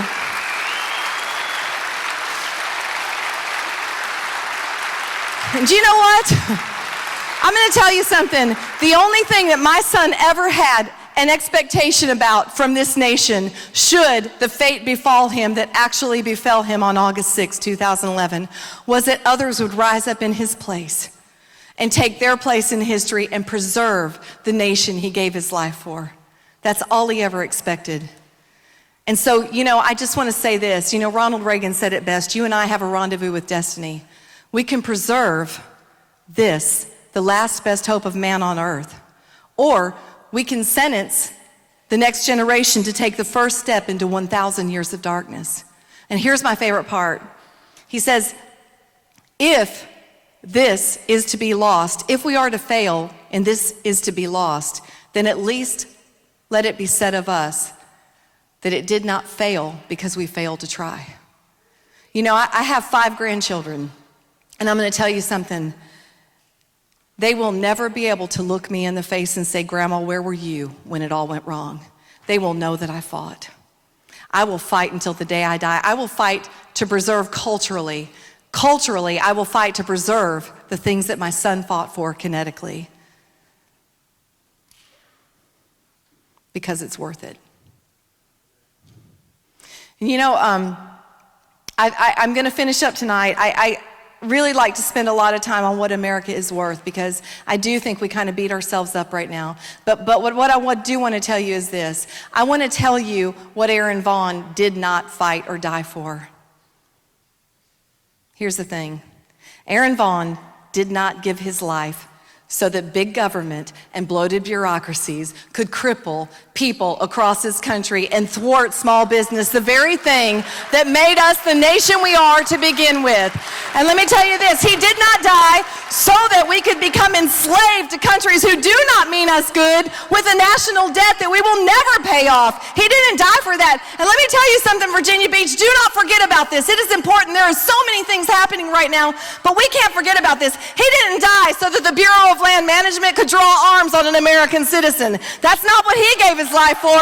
And I'm going to tell you one more thing. He did not fight night after hellishly pitch black night, chasing after and capturing terrorists who were hell-bent on destroying everything we love and hold dear, only to watch his commander-in-chief turn 5 of them loose in exchange for a traitor. He didn't die for that. That's right. He didn't die for that, and that's not what you fought for. You fought for freedom. Thank you, and God bless you. Thank you. Bye. Great job. Karen Vaughn, everybody.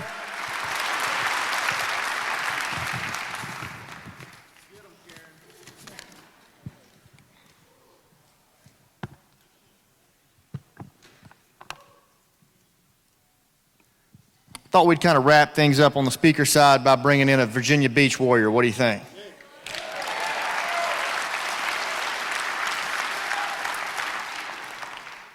You know, the best part about this job is to be able to talk about the people that come up here.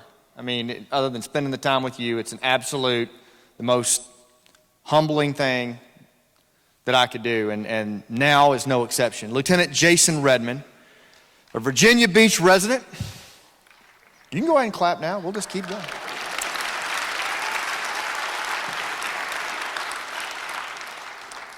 Jay's a dear friend of mine, and he served 21 years with the U.S. Navy. 11 of that as an enlisted Navy SEAL, and 10 of that as a SEAL officer. Jay was wounded severely in a firefight on September 13th, 2011, in Fallujah, Iraq. He was awarded the Bronze Star Medal with Valor, the Purple Heart, and he was also awarded for his service the Defense Meritorious Service Medal, 2 Combat Action Ribbons, and the coveted U.S. Army Ranger Tab. He's also the author of the Trident, the forging and reforging of a Navy SEAL leader. And he's the founder of 2 Virginia-based organizations, Wounded Wear and Soft Spoken. And the thing I want to end with is on this reforging of a Navy SEAL. You know, when you look at the extent of Jay's injuries, when you look at what he endured on that battlefield and when he came off the battlefield, you know, here's a guy that could have sat it out on the sidelines and been fully justified to do so, but he became even more committed to serving our warriors, our wounded warriors. I work a lot in that space as well, and I've seen what he does for our wounded guys across the country. He does it in the shadows. He never asks for any credit for it. He just does it because he took an oath to serve these warriors. Ladies and gentlemen, please give it up, Virginia Beach style, for the one and only Jay Redman.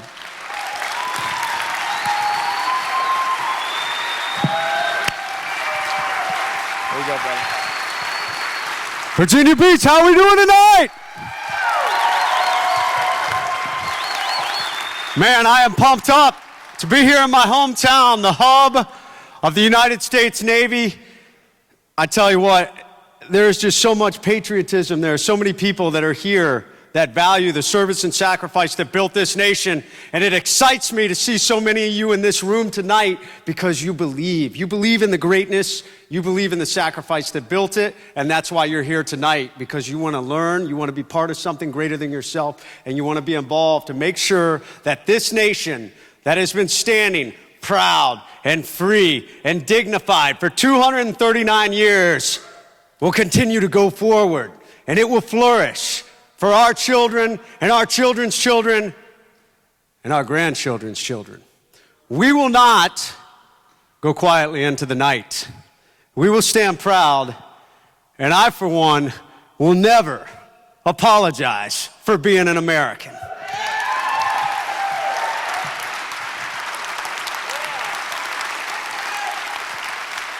Now, I've only been with Concerned Veterans for a few months, but they're an amazing organization. And I got to tell you, they're somewhat genius, you know, I mean, because how many love Mission Barbecue? How great was that barbecue?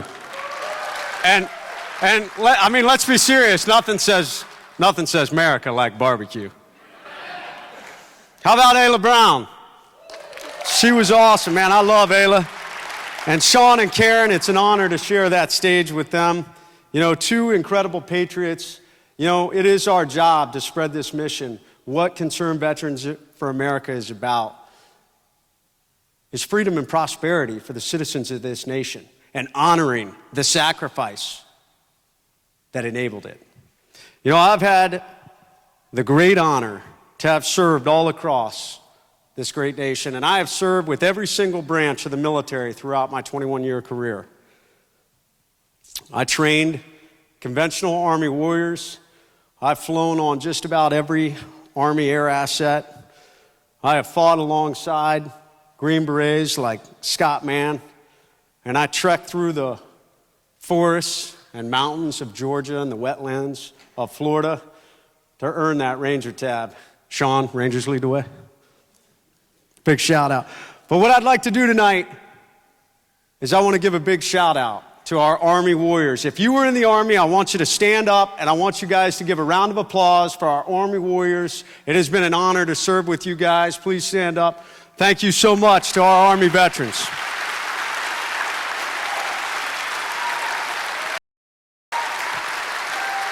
From the beginning days of the Continental Army to the wars we continue to fight today, I salute the United States Army. Now, our next group, it's been the greatest honor of my life to have served 21 years with the United States Navy. I did it all right here except for that 1 year I went out for that vacation, that paid vacation in California, where I had personal instructors that took me for long walks on the beach in the moonlight of the Coronado moon. I took boat rides with 7 of my closest friends. We sang Kumbaya as we froze to death. We all thought we were going to die. But I tell you what, throughout my career as I moved forward, I served with some of the greatest sailors and warriors this world has ever seen in a naval force. The analysts, the communicators, the Seabees, the EOD members, the pilots, the surface officers, or the surface warfare personnel that drove those ships, and my fellow SEALs that I served alongside. Amazing. So if you are a member of the United States Navy, please stand up. I want to give a round of applause to every naval member. I want to thank you for what you do.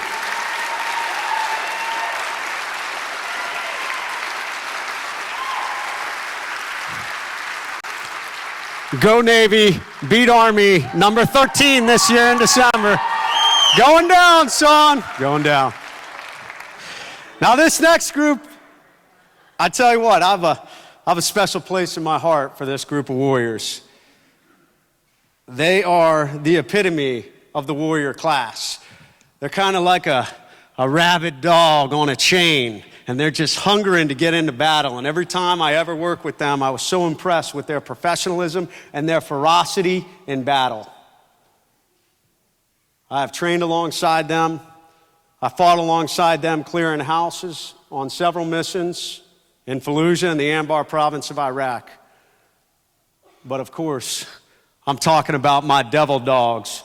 If you are a United States Marine, please stand up. I want to salute you. Semper Fi.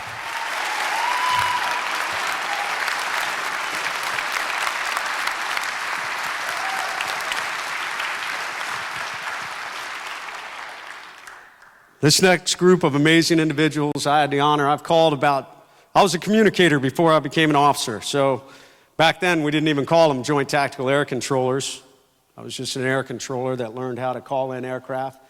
I called in just about every aircraft in the Air Force arsenal when we were overseas in Iraq and Afghanistan. I can't tell you how amazing it was when you were in a fierce firefight and your heart was pumping and things didn't look like they were quite going your way and you needed to gain that superiority.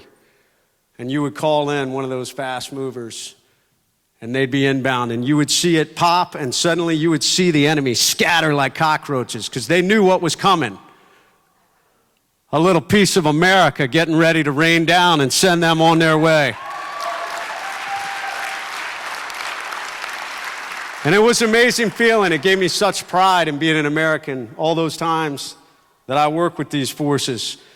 I'll tell you, one of the greatest things that I remember from my career was on a training mission in New Mexico. We were doing all kinds of close air support. And on this night, we were doing some beacon bombing. And that's where we sit up at a location and we call in one of these bombers. And this night, it was a B-1 bomber. And we had a specific time. It was in the wee hours of the morning.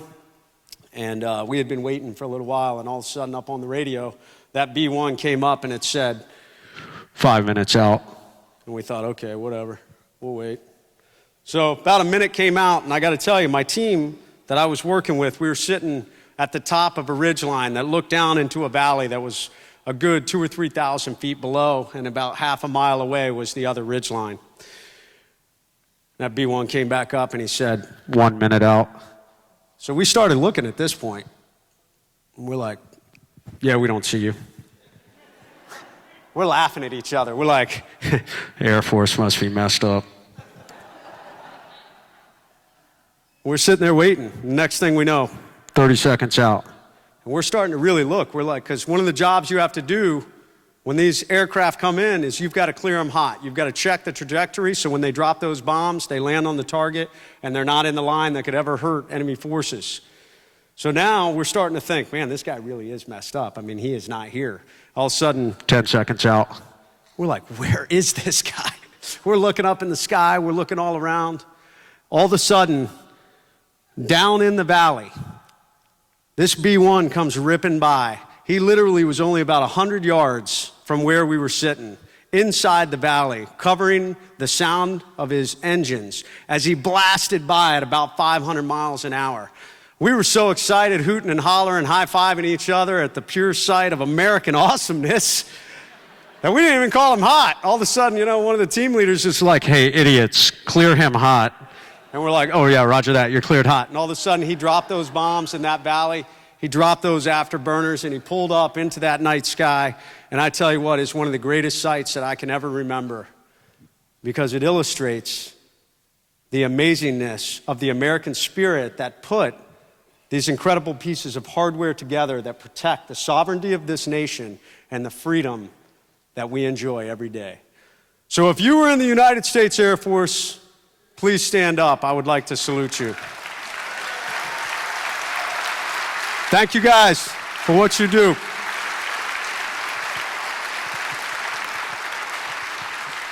I would not be standing on this stage if it wasn't for an Air Force AC-130 gunship that saved my team that night. So for those of you that don't know what that is, I'll talk about it a little later, but it is a amazing piece of American awesomeness that shoots out red, white, and blue bullets.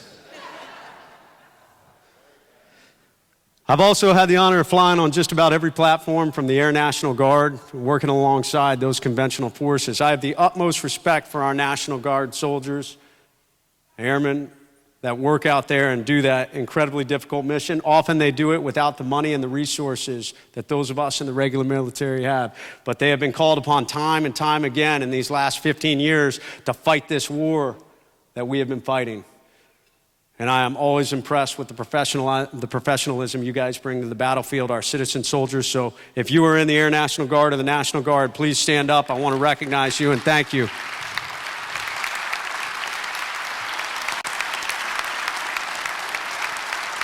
Thank you. And last but never least, prior to 9/11, I was working down throughout Central and South America, and we were training some of our foreign forces, and we were teaching them how to do boarding, interdiction operations. So the guys that were with us were United States Coast Guardsmen, and I was so impressed with the professionalism, their ability to conduct these operations and to train. And these guys were really good at doing boarding operations. Almost as good as us, but you know. No, but if you were in the United States Coast Guard, please stand up. I want to salute you for your service to our great nation. Thank you very much.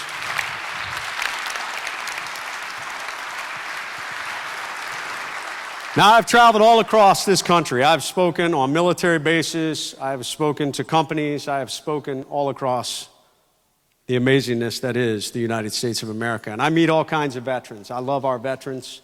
They're what made this country what it is. And I meet so many that are still active duty also, and I'll talk to all of them, and I like to ask them, well, what'd you do in the military? And so often, maybe 80% will say, well, I didn't do anything compared to you. And I'm like, whoa, wait a minute. Absolutely not. Always be proud of the service you gave to this nation, because every single person who has ever worn a uniform, it came back and played a part to take the fight to the enemy and to preserve the freedom that we enjoy every day. And I'm going to give you a little story to illustrate that. So in September 2007, I was operating in the Al-Anbar province of Iraq. It was at the height of the Anbar Awakening. It was a very volatile time in Iraq. We were fighting pretty hard. At the beginning of that deployment, we were doing missions almost every night.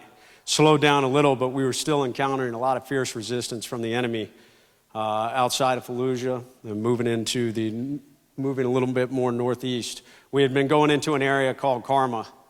And every time we had gone into Karma, we had gotten in a firefight. At the beginning of that deployment, we had lost a fellow SEAL, Petty Officer Clark Swedler. And we had had several individuals throughout that deployment already wounded. And on this night, and we were only 1 week from coming home, and we got the word that the number one leader for Al-Qaeda in the Anbar province was going to be a guy we'd been tracking that entire deployment, was going to be in a specific location. So we grabbed our gear and we headed out and got on those helicopters.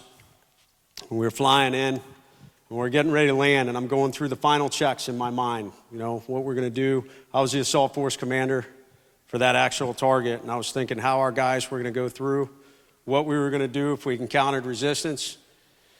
We had been told that this enemy leader worked with a very large security detail, highly trained, and that all of them wore suicide vests, and that if we got too close to them, they would detonate themselves to try and prevent us from getting to their leader. So needless to say, all these things were playing through our minds. And your heart's thumping in your chest, but you do it. You don't stop. Because all of us believe, and we signed up, we took an oath to defend this country against all enemies, foreign and domestic. And these guys were hell-bent on destroying the American way of life. So regardless of any fear you felt, regardless of what you had going on, we were going in to take the fight to them so that hopefully it never ended up here on American soil.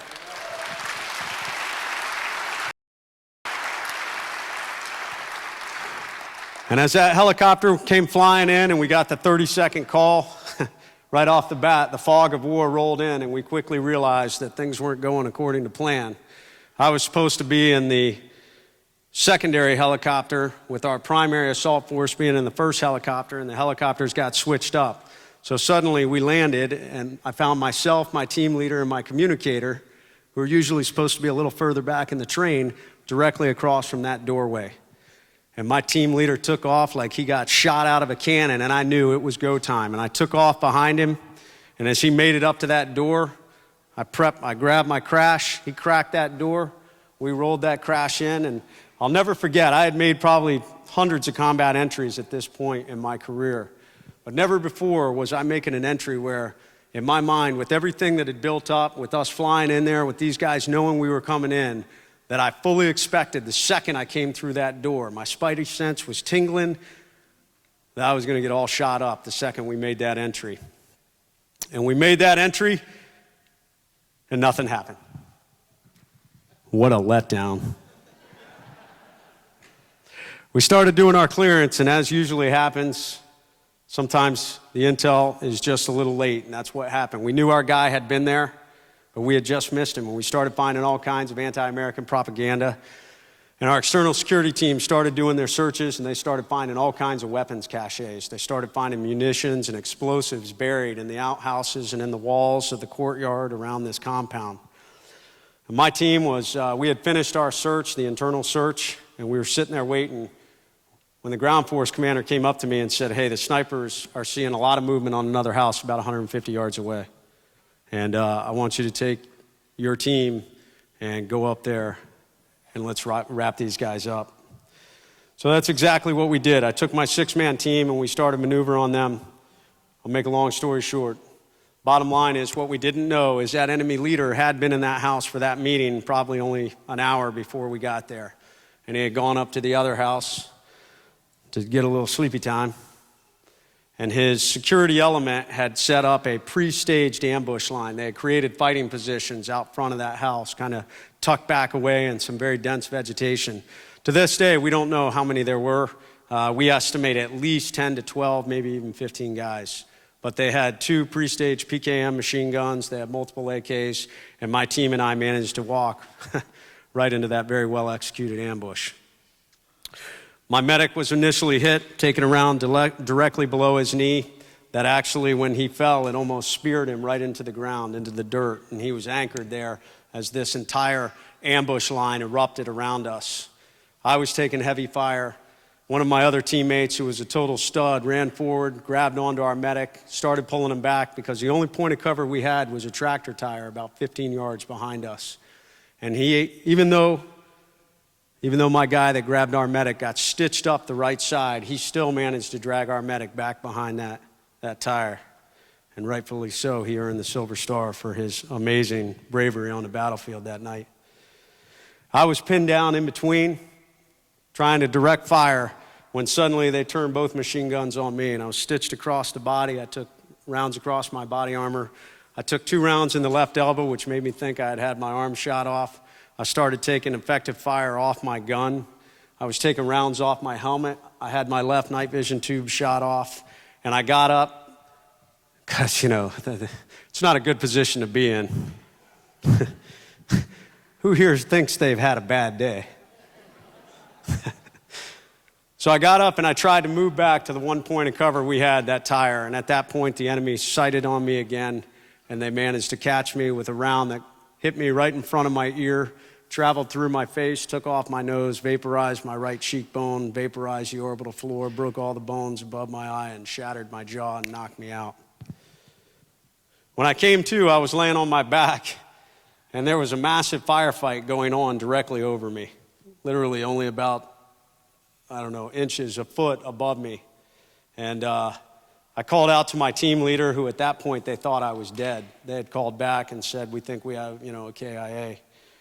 And I came to, and I knew what had to happen. These guys had to win the fight. And the bottom line, long story short, it was sheer tenacity.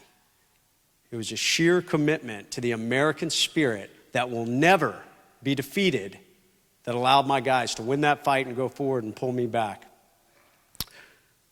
The other thing that helped quite significantly was the Air Force AC-130 gunship that we called in. And I tell you what, no lie, we would not be here. I would not be standing on this stage if it was not for that gun crew that night. That fire mission was so close. In the military, when we bring in munitions, there's something called danger close parameters. When we drop bombs and bullets, there's a fragmentation radius, and people that are much smarter than me, which isn't that difficult, but much smarter than me, figure out what that fragmentation radius is. And we utilize those distances on the battlefield to make sure that when we drop munitions, we know that we can be outside that danger close parameter so we don't injure our own people. And unfortunately, on that night, I was only 50 feet from that machine gun that had me pinned down. That tire was only 15 yards behind us. And when we called in that gunship, when my team leader called him, they said, not only no, but hell no. And my team leader said, listen to me, if you don't bring this fire mission in, there's nobody going to be left. So he basically told him, I'll tell you exactly what I'm going to do. You're going to put these rounds where I tell you. And he executed an amazing series of fire missions. 7 fire missions throughout that firefight. And to this day, it is the closest fire mission that was brought in the entire Iraq war. And I'm standing here today because of it. American firepower at its greatest, American precision at its greatest, patriotism at its greatest. So for you Air Force guys, once again, one more shout out.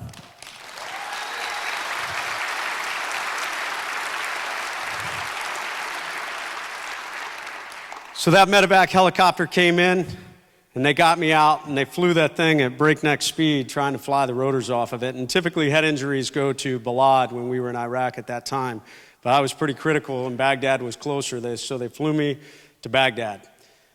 And I was drifting in and out of consciousness, but in my mind I was telling myself, as long as you stay awake, you can stay alive. Because how many remember that show, Baghdad ER?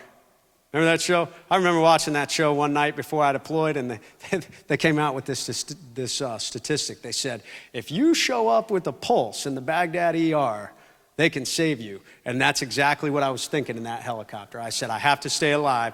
I need to have a pulse when I get there so they can save me. And that's what was going through my mind. And when that helicopter came in, I still remember to this day, they loaded me off of it, and I was on a cart, and they were wheeling me in, and they got me into this big open bay area, and they started to cut off all my gear and equipment because we have to protect our amazing military medical providers. You know, they got to take off all these weapons of war, all our bullets and bombs and knives and all this stuff. And I'm patiently waiting in pain and thinking, okay, hurry up, hang on. And they wheeled me into that operating room, and I remember getting in there, and the bright lights were above me, and I felt doctors and nurses and everybody rush on me, and they were starting to cut off my clothing. And on my left side, there was a young, to this day, I hope someday I get to meet. I've never met anybody that was in that OR, but I hope someday I will meet them. Because I don't know if she was a corpsman, a nurse, a medic, or what she was. But I very vividly remember she was standing on my left side. And I felt her tug at my belt for a second, and I quickly realized in that moment that the grenade I always kept on my left side, on my first line gear, they had missed it. And I heard her go, he's still got a bomb on him. And it was like something out of a Woody Woodpecker cartoon. The dust all at once cleared that room. And I tell you what, if there's anything that will wake a man from almost being dead, it's everybody that was there in the room to save him suddenly running out of the room. And I remember laying there thinking, help, I'm dying here, where'd you go? And that's the last thing I remember.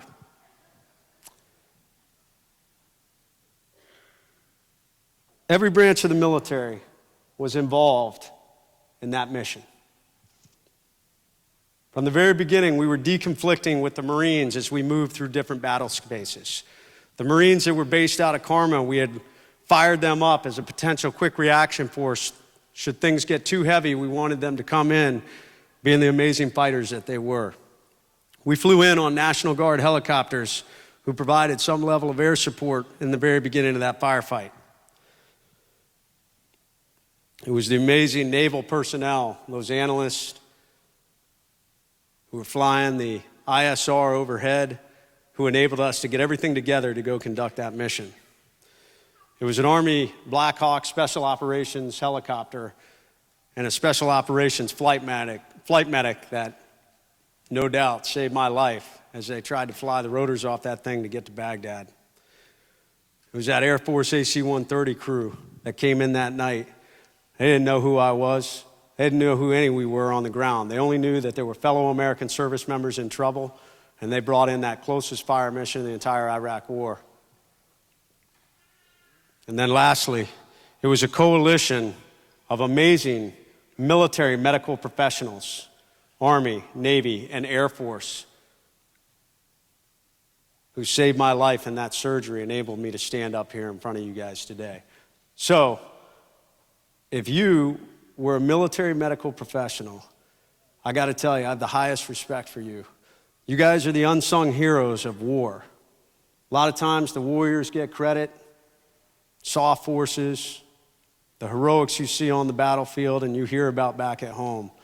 But I tell you, the real heroes are these medical professionals because they see the most horrific aspects of war. America's sons and daughters laying there battered and bleeding on the table as they vigorously fight to try and save our lives. So if you were a military medical professional, a doctor, a nurse, a medic, a corpsman, Please stand up. I salute you. And on behalf of every wounded warrior, we say thank you.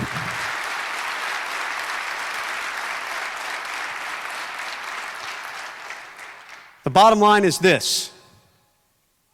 Every force had to come together, and none of us knew each other.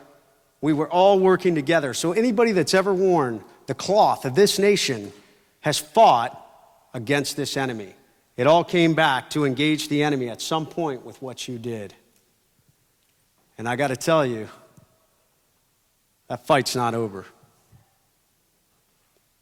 We have been at war now for 15 years. People are tired. Americans are tired of war. God knows our military is tired of war. I got friends that have done, I have one friend, a guy I know, that's done 16 combat deployments. Winner. I have some other friends that have done almost 10 or 12. They're tired. But the bottom line is this. The wars in Afghanistan may be ending and waning, but there is a new war that's occurring here on American soil. It is the war against our liberties. It is the war for us to preserve the freedom of this great nation. It is the war to ensure that we honor the sacrifice that our forefathers fought for, that my grandfather fought valiantly across Europe to make sure that the Nazi forces would not dominate this world, giving us the freedom and opportunity to have the amazing things that we have in this great nation today. And there is a war at stake that's trying to erode that. I've heard a lot of people say that this nation's on the decline. But I don't buy that.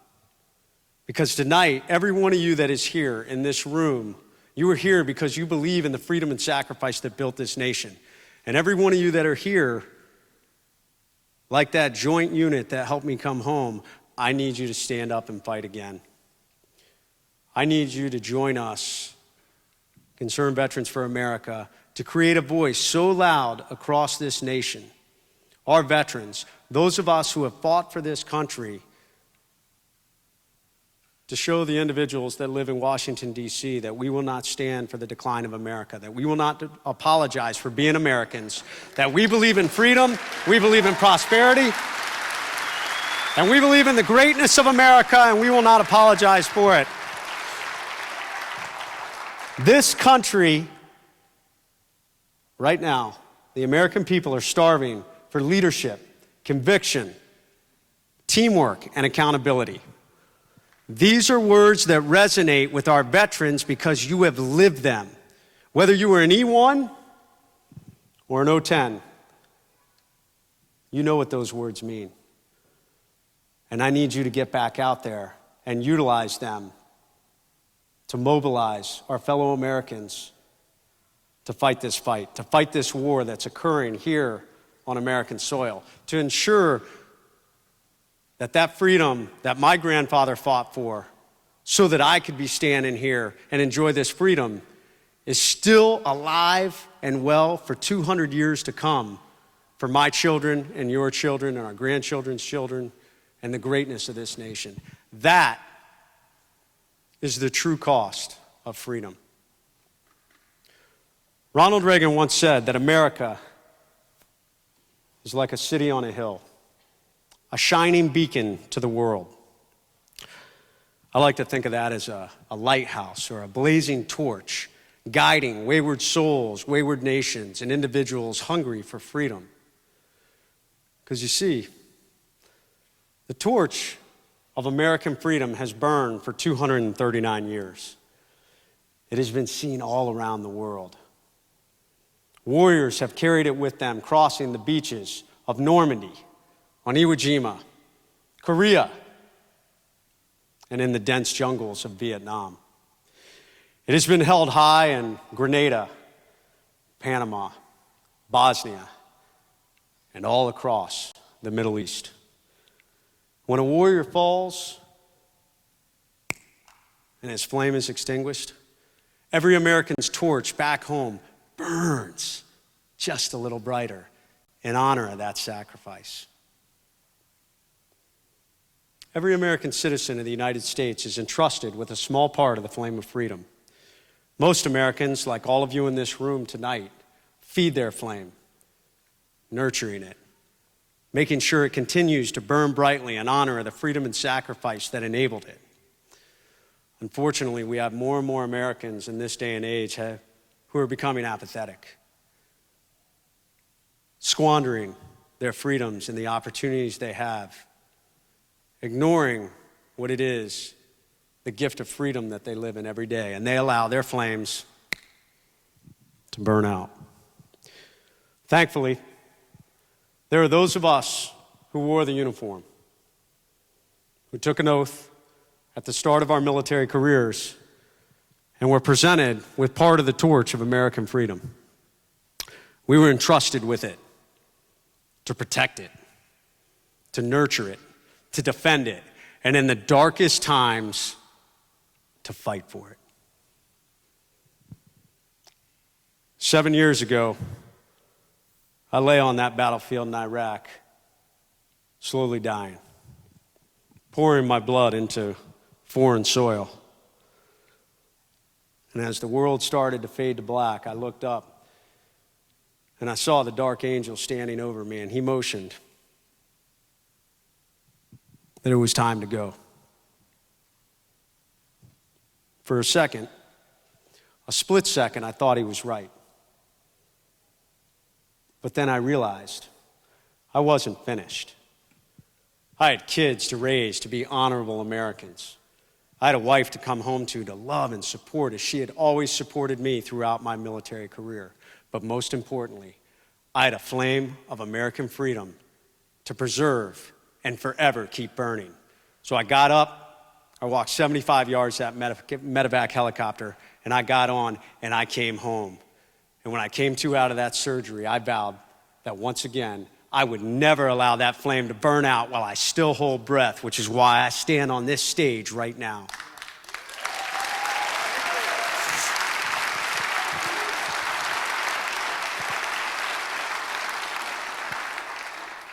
Every one of you in this room has a part of this flame of American freedom. It continues to burn brightly, fueled by the tinder that feeds this flame: honor, courage, service, and sacrifice. It continues to burn brightly for all Americans to never forget about their hopes and dreams, to never forget about their gift of freedom, the sacrifice that has made us who we are, and the sacrifice that will enable us to become who we will be.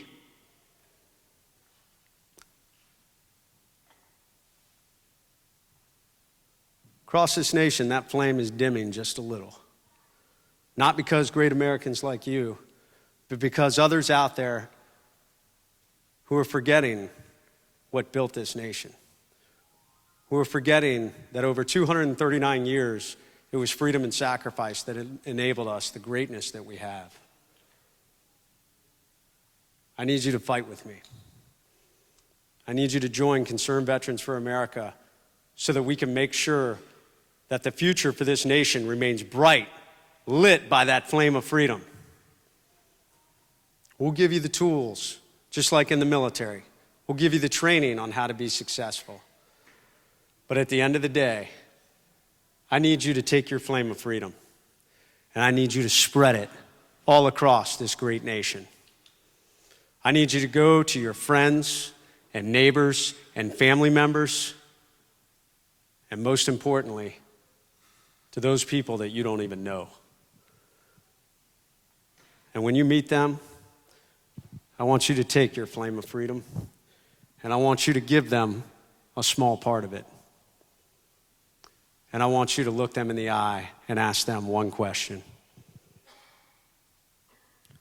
What are you going to do with yours? I'm Jason Redman, proud to be here from Virginia Beach. God bless America. Thank you for having me.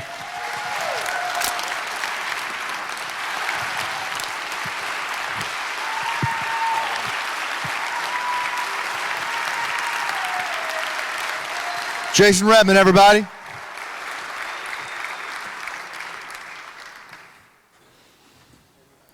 So tonight, every single one of you have gotten a glimpse of leadership from every angle imaginable. We started off with young Marines posting the colors for us,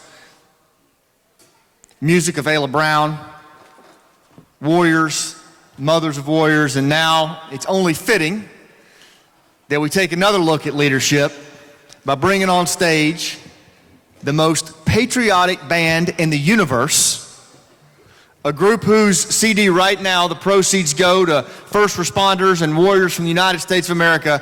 Ladies and gentlemen, please give it up.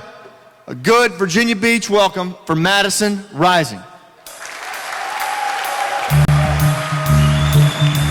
Check 1, 2. Make some noise, Virginia Beach. We got any patriots left in the house? That's pretty pathetic. I gotta ask that one more time. Are there any God-fearing, freedom-loving, flag-waving patriots left in the house?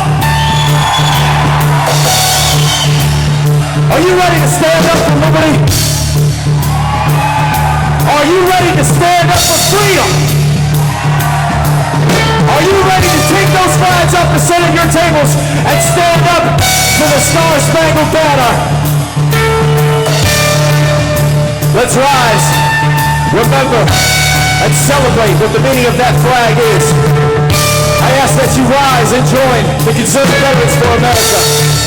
And I ask that you take the time to celebrate the freest nation in the world. Ladies and gentlemen, we are Madison Rising, and this is your Star-Spangled Banner. Let's pick those flags up off the center of the table, people. Come on.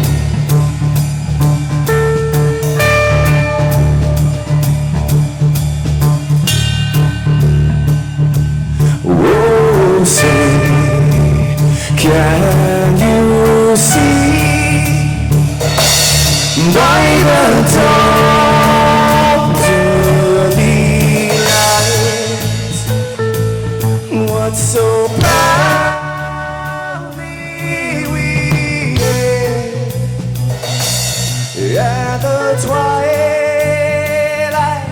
last gleaming, whose broad stripes and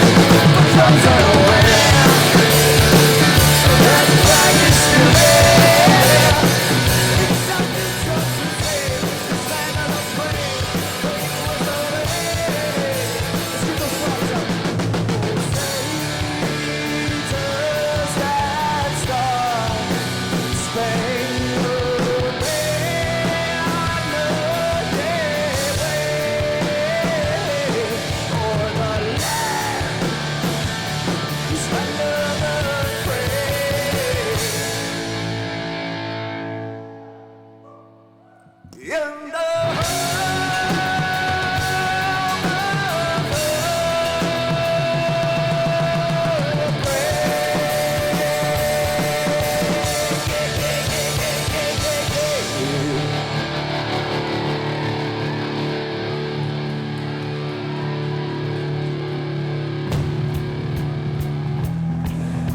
We got any Marines left in the house tonight? Any Marines left in the house tonight? Not one? There gotta be one. There's always one devil dog. This next song is called The Marines Hymn. It goes out to those devil dogs. Semper Fi, my brothers and sisters. On the count of three, I want you to give me the loudest hoorah you possibly can. Are you ready? 1, 2, 3. We gotta get a little louder than that. 1, 2, 3. Last one, you gotta make it count. You ready?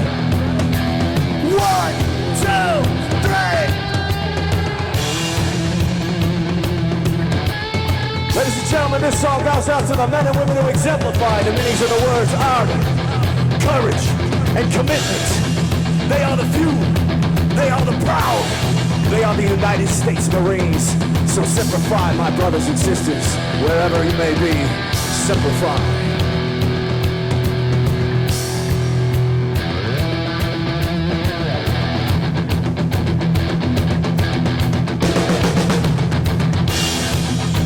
The halls of Montezuma to the shores of Tripoli, we fight our country's battles in the air, on land and sea. First to fight for right and freedom, to keep our honor clean. We are proud to claim the title of United States Marines. Whoa!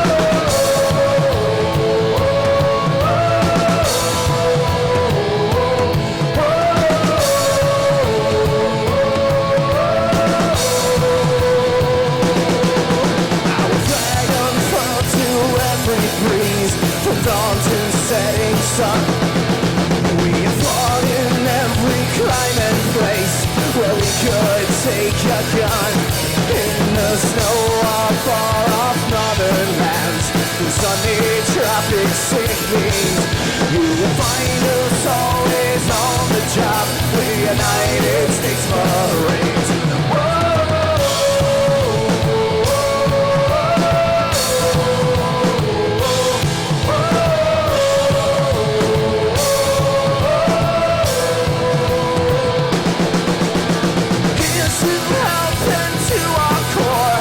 We are proud to serve. For many a strife we fought for life and never lost our nerve. If the army and the navy ever look on heaven's scenes, they will find the streets are guarded by United States Marines.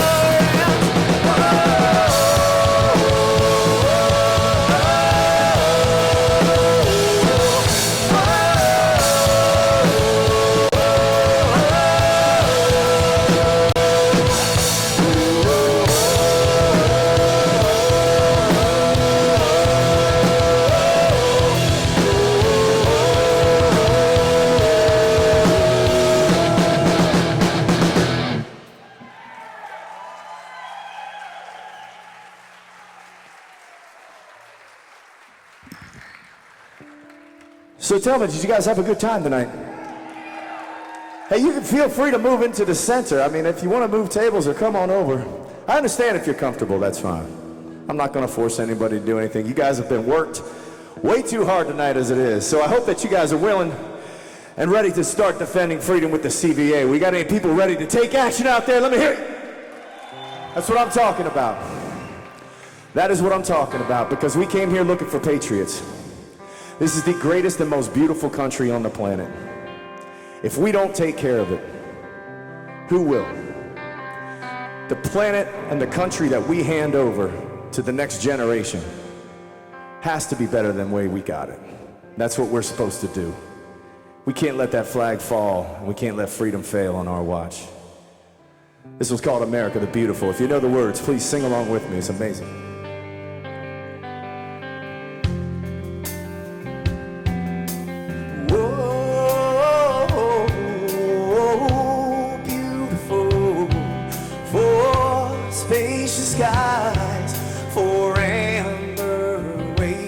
shades of gray, for purple mountain majesties above the fruited plains.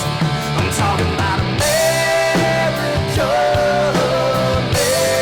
America. God shed His grace on thee.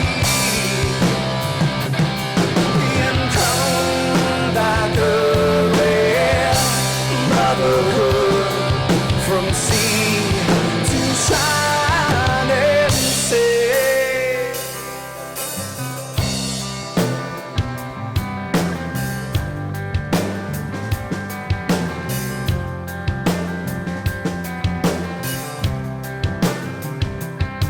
oh, beautiful, for heroes proved in liberating strife, and who more than self their country loves, and mercy more than life. I'm still talking about America, America. Got nailed down every floor, confirmed I soul with self-control, my liberty and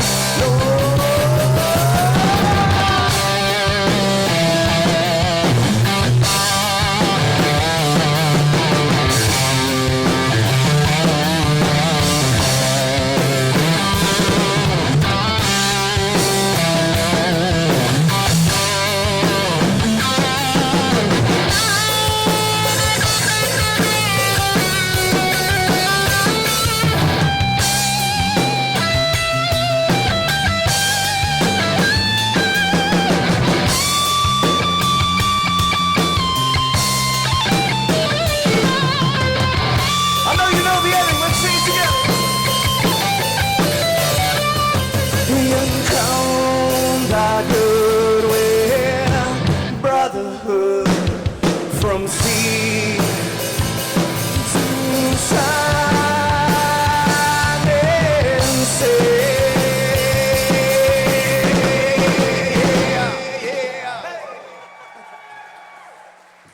the Defend Freedom cheerleaders, ladies and gentlemen, give it up.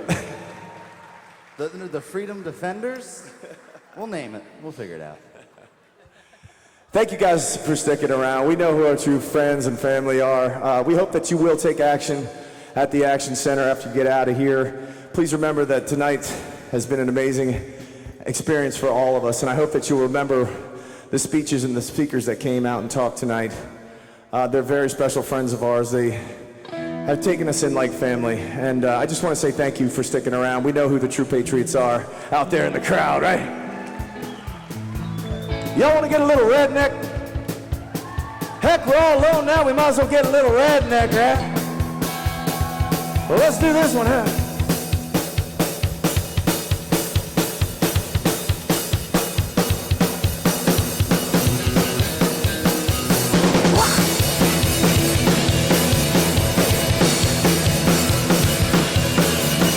Well, I hear the train a-coming. It's rolling round the bend. Yeah, I ain't seen the sunshine since I don't know when. But I'm stuck in Folsom Prison, and time keeps dragging on. But that train keeps rolling. I'm down to San Antonio. Whoa, yeah. When I was just a baby, my mama told me, son, always be a good boy, don't ever play with guns. But I shot that in Rio just to watch him die, yeah. When I hear that lonesome whistle, I hang my head and cry.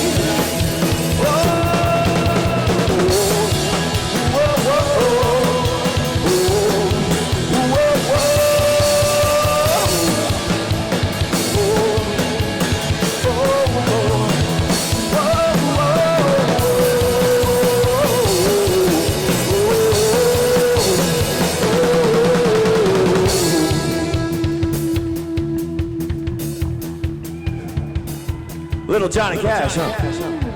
What do you think? Not bad. At this point in time, I'd like to introduce my amazing band. On the bass over here, I got the great Tommy Hot Sauce DePietro. Give it up for Tommy. To my stage right, the man that needs no introduction, AJ the Animal Larson on the guitar. Go ahead, boy. And behind me, the man, the Punisher, I guess, the Skin Punisher over here, making all the noise on the drums. Give it up for Sammy Bones Shows on the drums.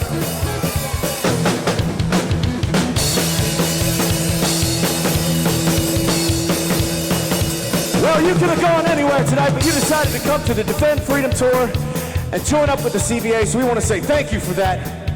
And for everybody else that missed it, well, this part's for them, so here we go. Well, I bet there's rich folks eating their own fancy dining car. They're probably drinking coffee, just smoking big cigars. But I knew I had it coming. I know I can't be afraid. When I hear that awesome whistle, that's what tortures me.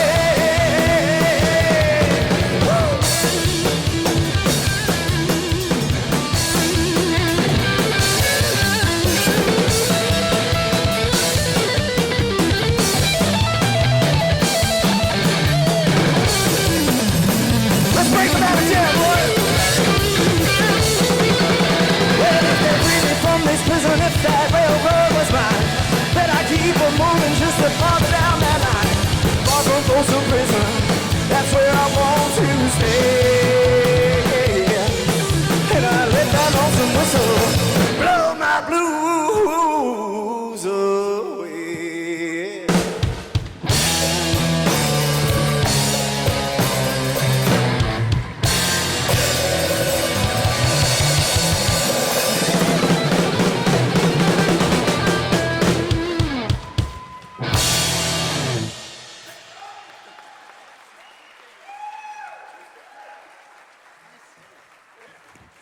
Which one?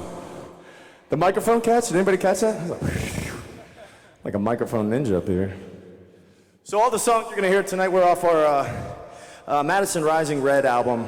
We just got these. Can't get them online, can't get them anywhere else other than out there at that table. I hope you take the time, pick one up. We'll be out there after the show getting signed up for you, getting pictures. So just want to say thank you if you buy one in advance. Thank you very much for your support, and we appreciate all you do. We dedicated this record to the men and women who put a patch on their sleeves, put that American flag on there, our first responders, our fire, our police, and of course our nation's military. And I just want to say, without those guys, without those men, without those women, you and I would not be sitting here doing this right now. So again, God bless this country, God bless this nation. Let's do this here one time.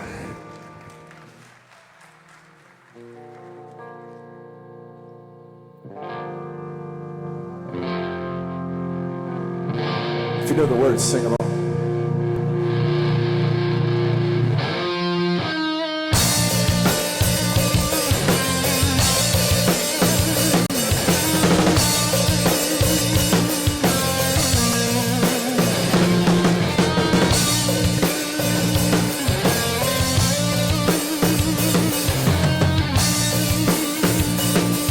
I know you know the words. You're going to sing with me. God bless America, this land that I love. Stand beside her and guide her through the night with your light from up above. Sing it with me. From the mountains to the prairies to the oceans white with foam. God bless America.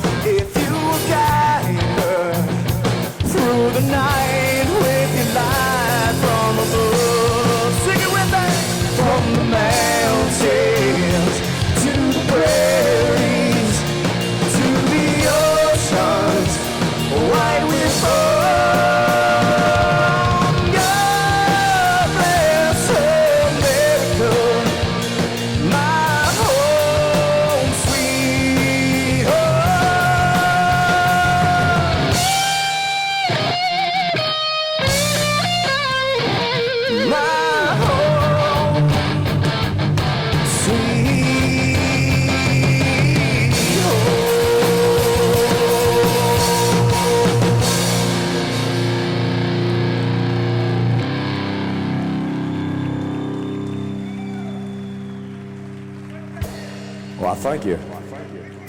Thank you very much.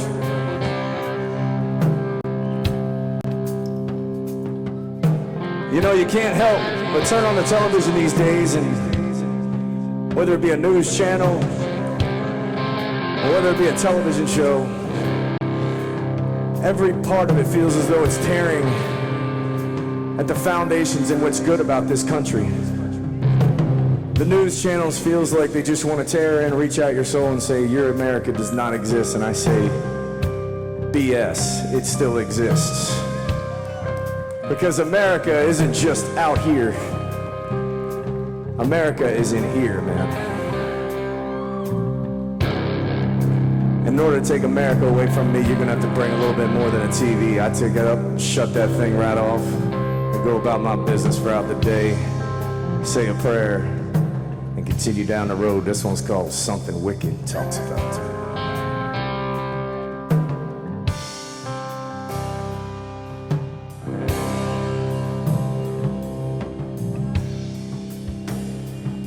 And hey, can't you see it coming? It's coming our way.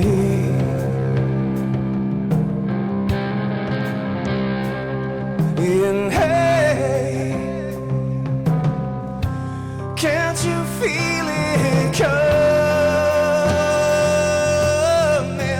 through the smoke and the fog?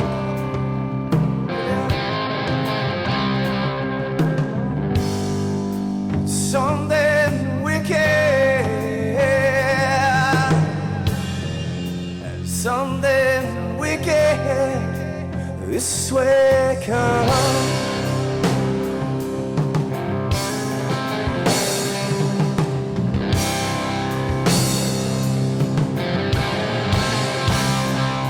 These times, these are the times that we'll try. They'll try men's souls.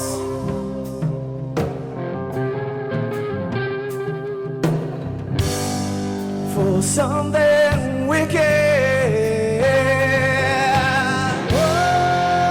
Something wicked this way, yeah.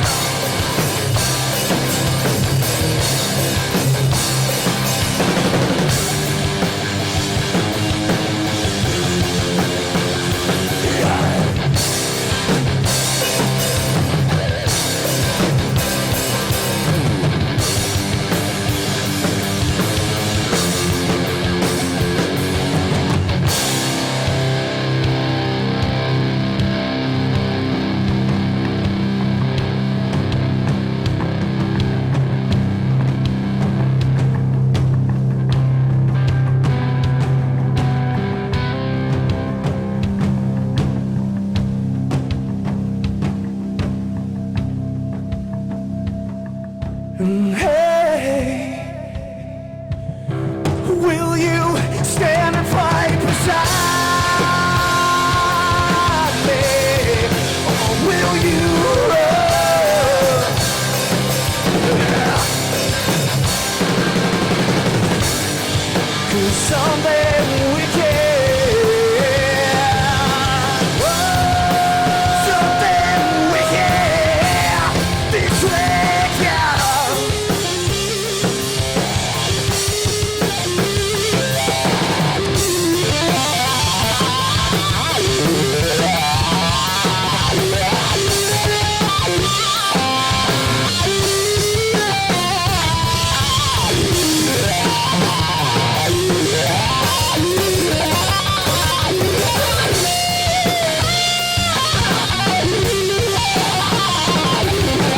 These, they are the times we're driving so.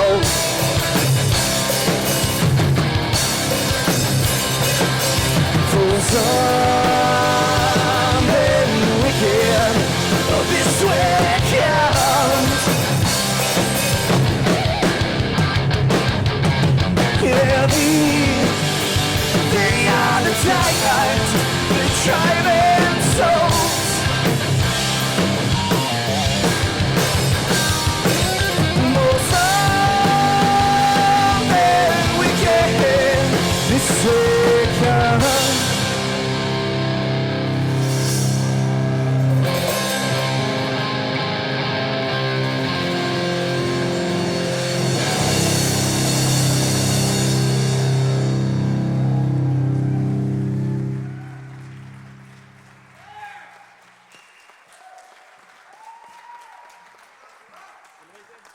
You guys want to do one more? I can do two more. Is anyone still out there? I gotta check. Yeah, all right. I like that, man. You guys are fired up still. All right, I'm going back into my cave, and I'll see you all in a couple songs, okay?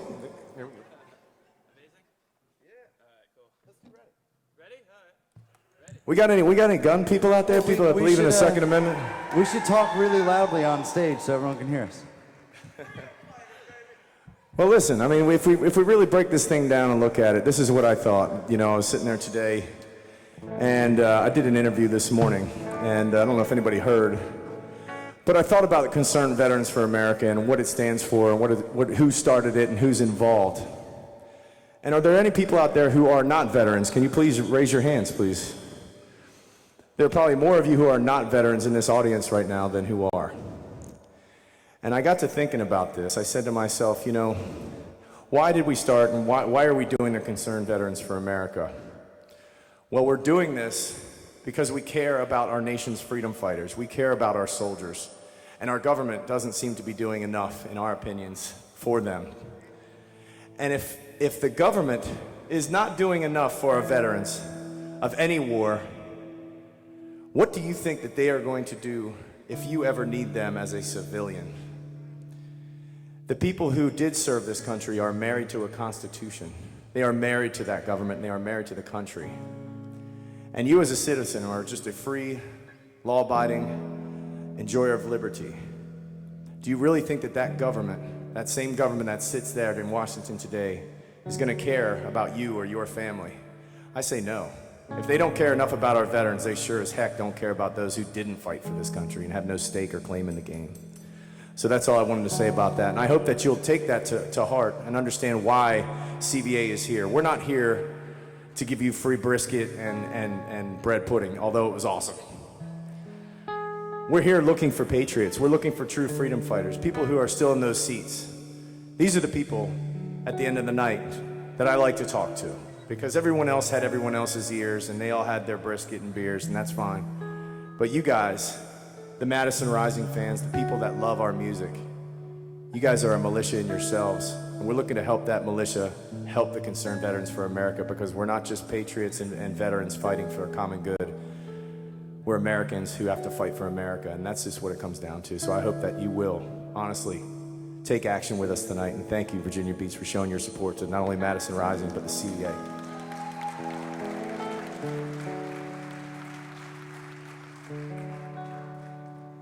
Well, they say that the country's done. They say that the stock market's gonna crash. They say that every single one of us is gonna lay down while they walk across our backs. But I'ma stand up. I'm gonna put my fists in the air. I don't wanna have to bring my guns, but I'll be ready if it goes there. But you can lay it down if you wanna, or you can run away if you wanna, or you can pretend that this is totally okay if you wanna. You can play it dead if you wanna, forget what they said if you wanna. Turn your back on the country needing you right now, but I don't wanna. So let's stand up, put our fists in the air, let's stand up. We don't wanna have to bring our guns, but we'll be ready if it goes there, cause we're the epitome, what's left of the USA. We're hard working, honest, and we make our money the good old-fashioned way. So you can lay it down if you wanna, you can run away if you wanna. You can pretend that this is totally okay if you wanna. You can play it dead if you wanna, forget what they said if you wanna.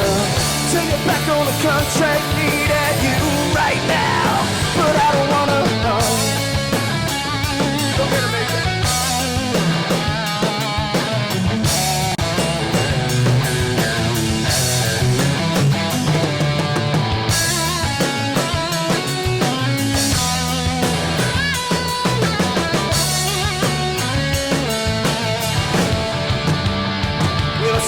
but the country's fine.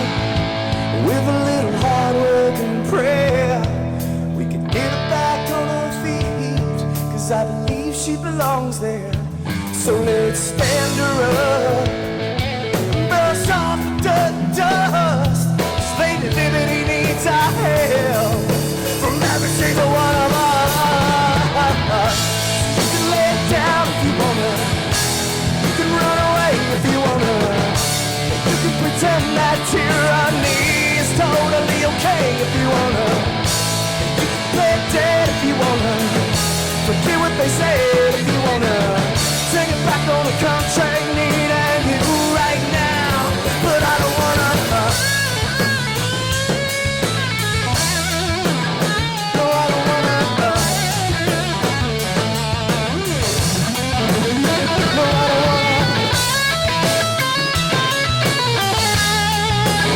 wanna. No, I don't wanna.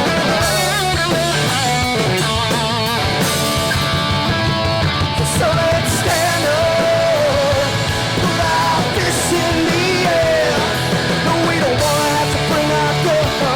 But we'll be ready if it goes, hey, yeah.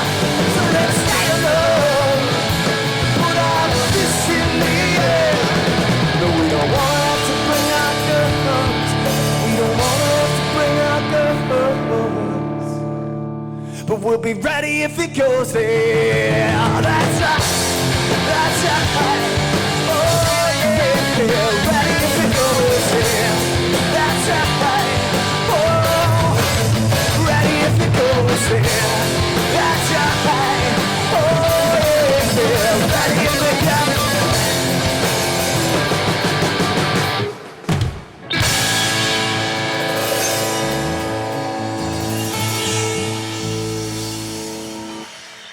You guys are too kind. We're gonna do one more for you. Thank you so much for sticking around. You guys are absolutely amazing.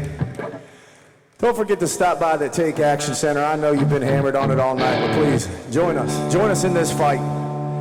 Because the people of this country, with America in their hearts, is what makes this country amazing.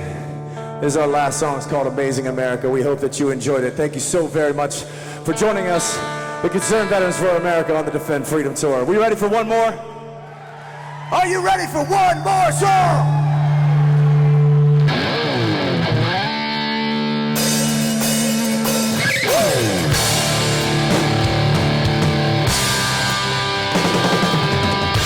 Put those hands together for me one time.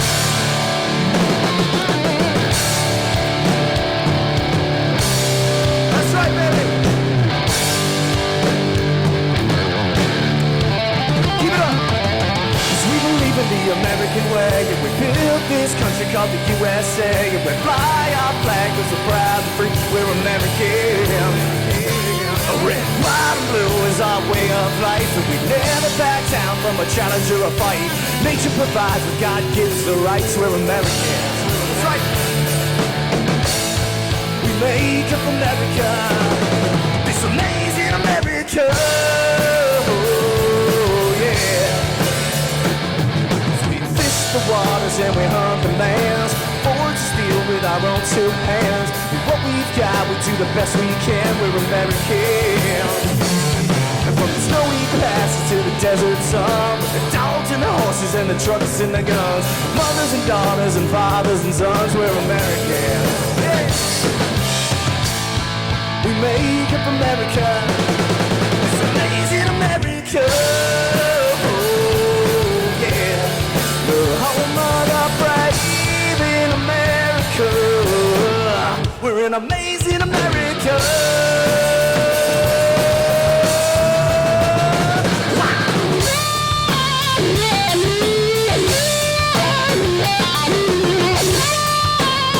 Thank you so much one more time from the bottom of my heart. Coming out, joining the CBA, taking action tonight. Make sure you stop by our merch booth. We got t-shirts, we got Zippo lighters, we got CDs. Thank you so much for your hospitality. You guys are awesome. We might be a little crazy, get a little nuts, but you can't have the glory if you ain't got the guts. Our strength, pride, and faith and trust is American. We like the wildest things that you've ever seen. the matter with me? And tell me, who wouldn't wanna be an American? Make of America. It's amazing America. Yeah. The home of the brave in America. Brave in America. You're an amazing America.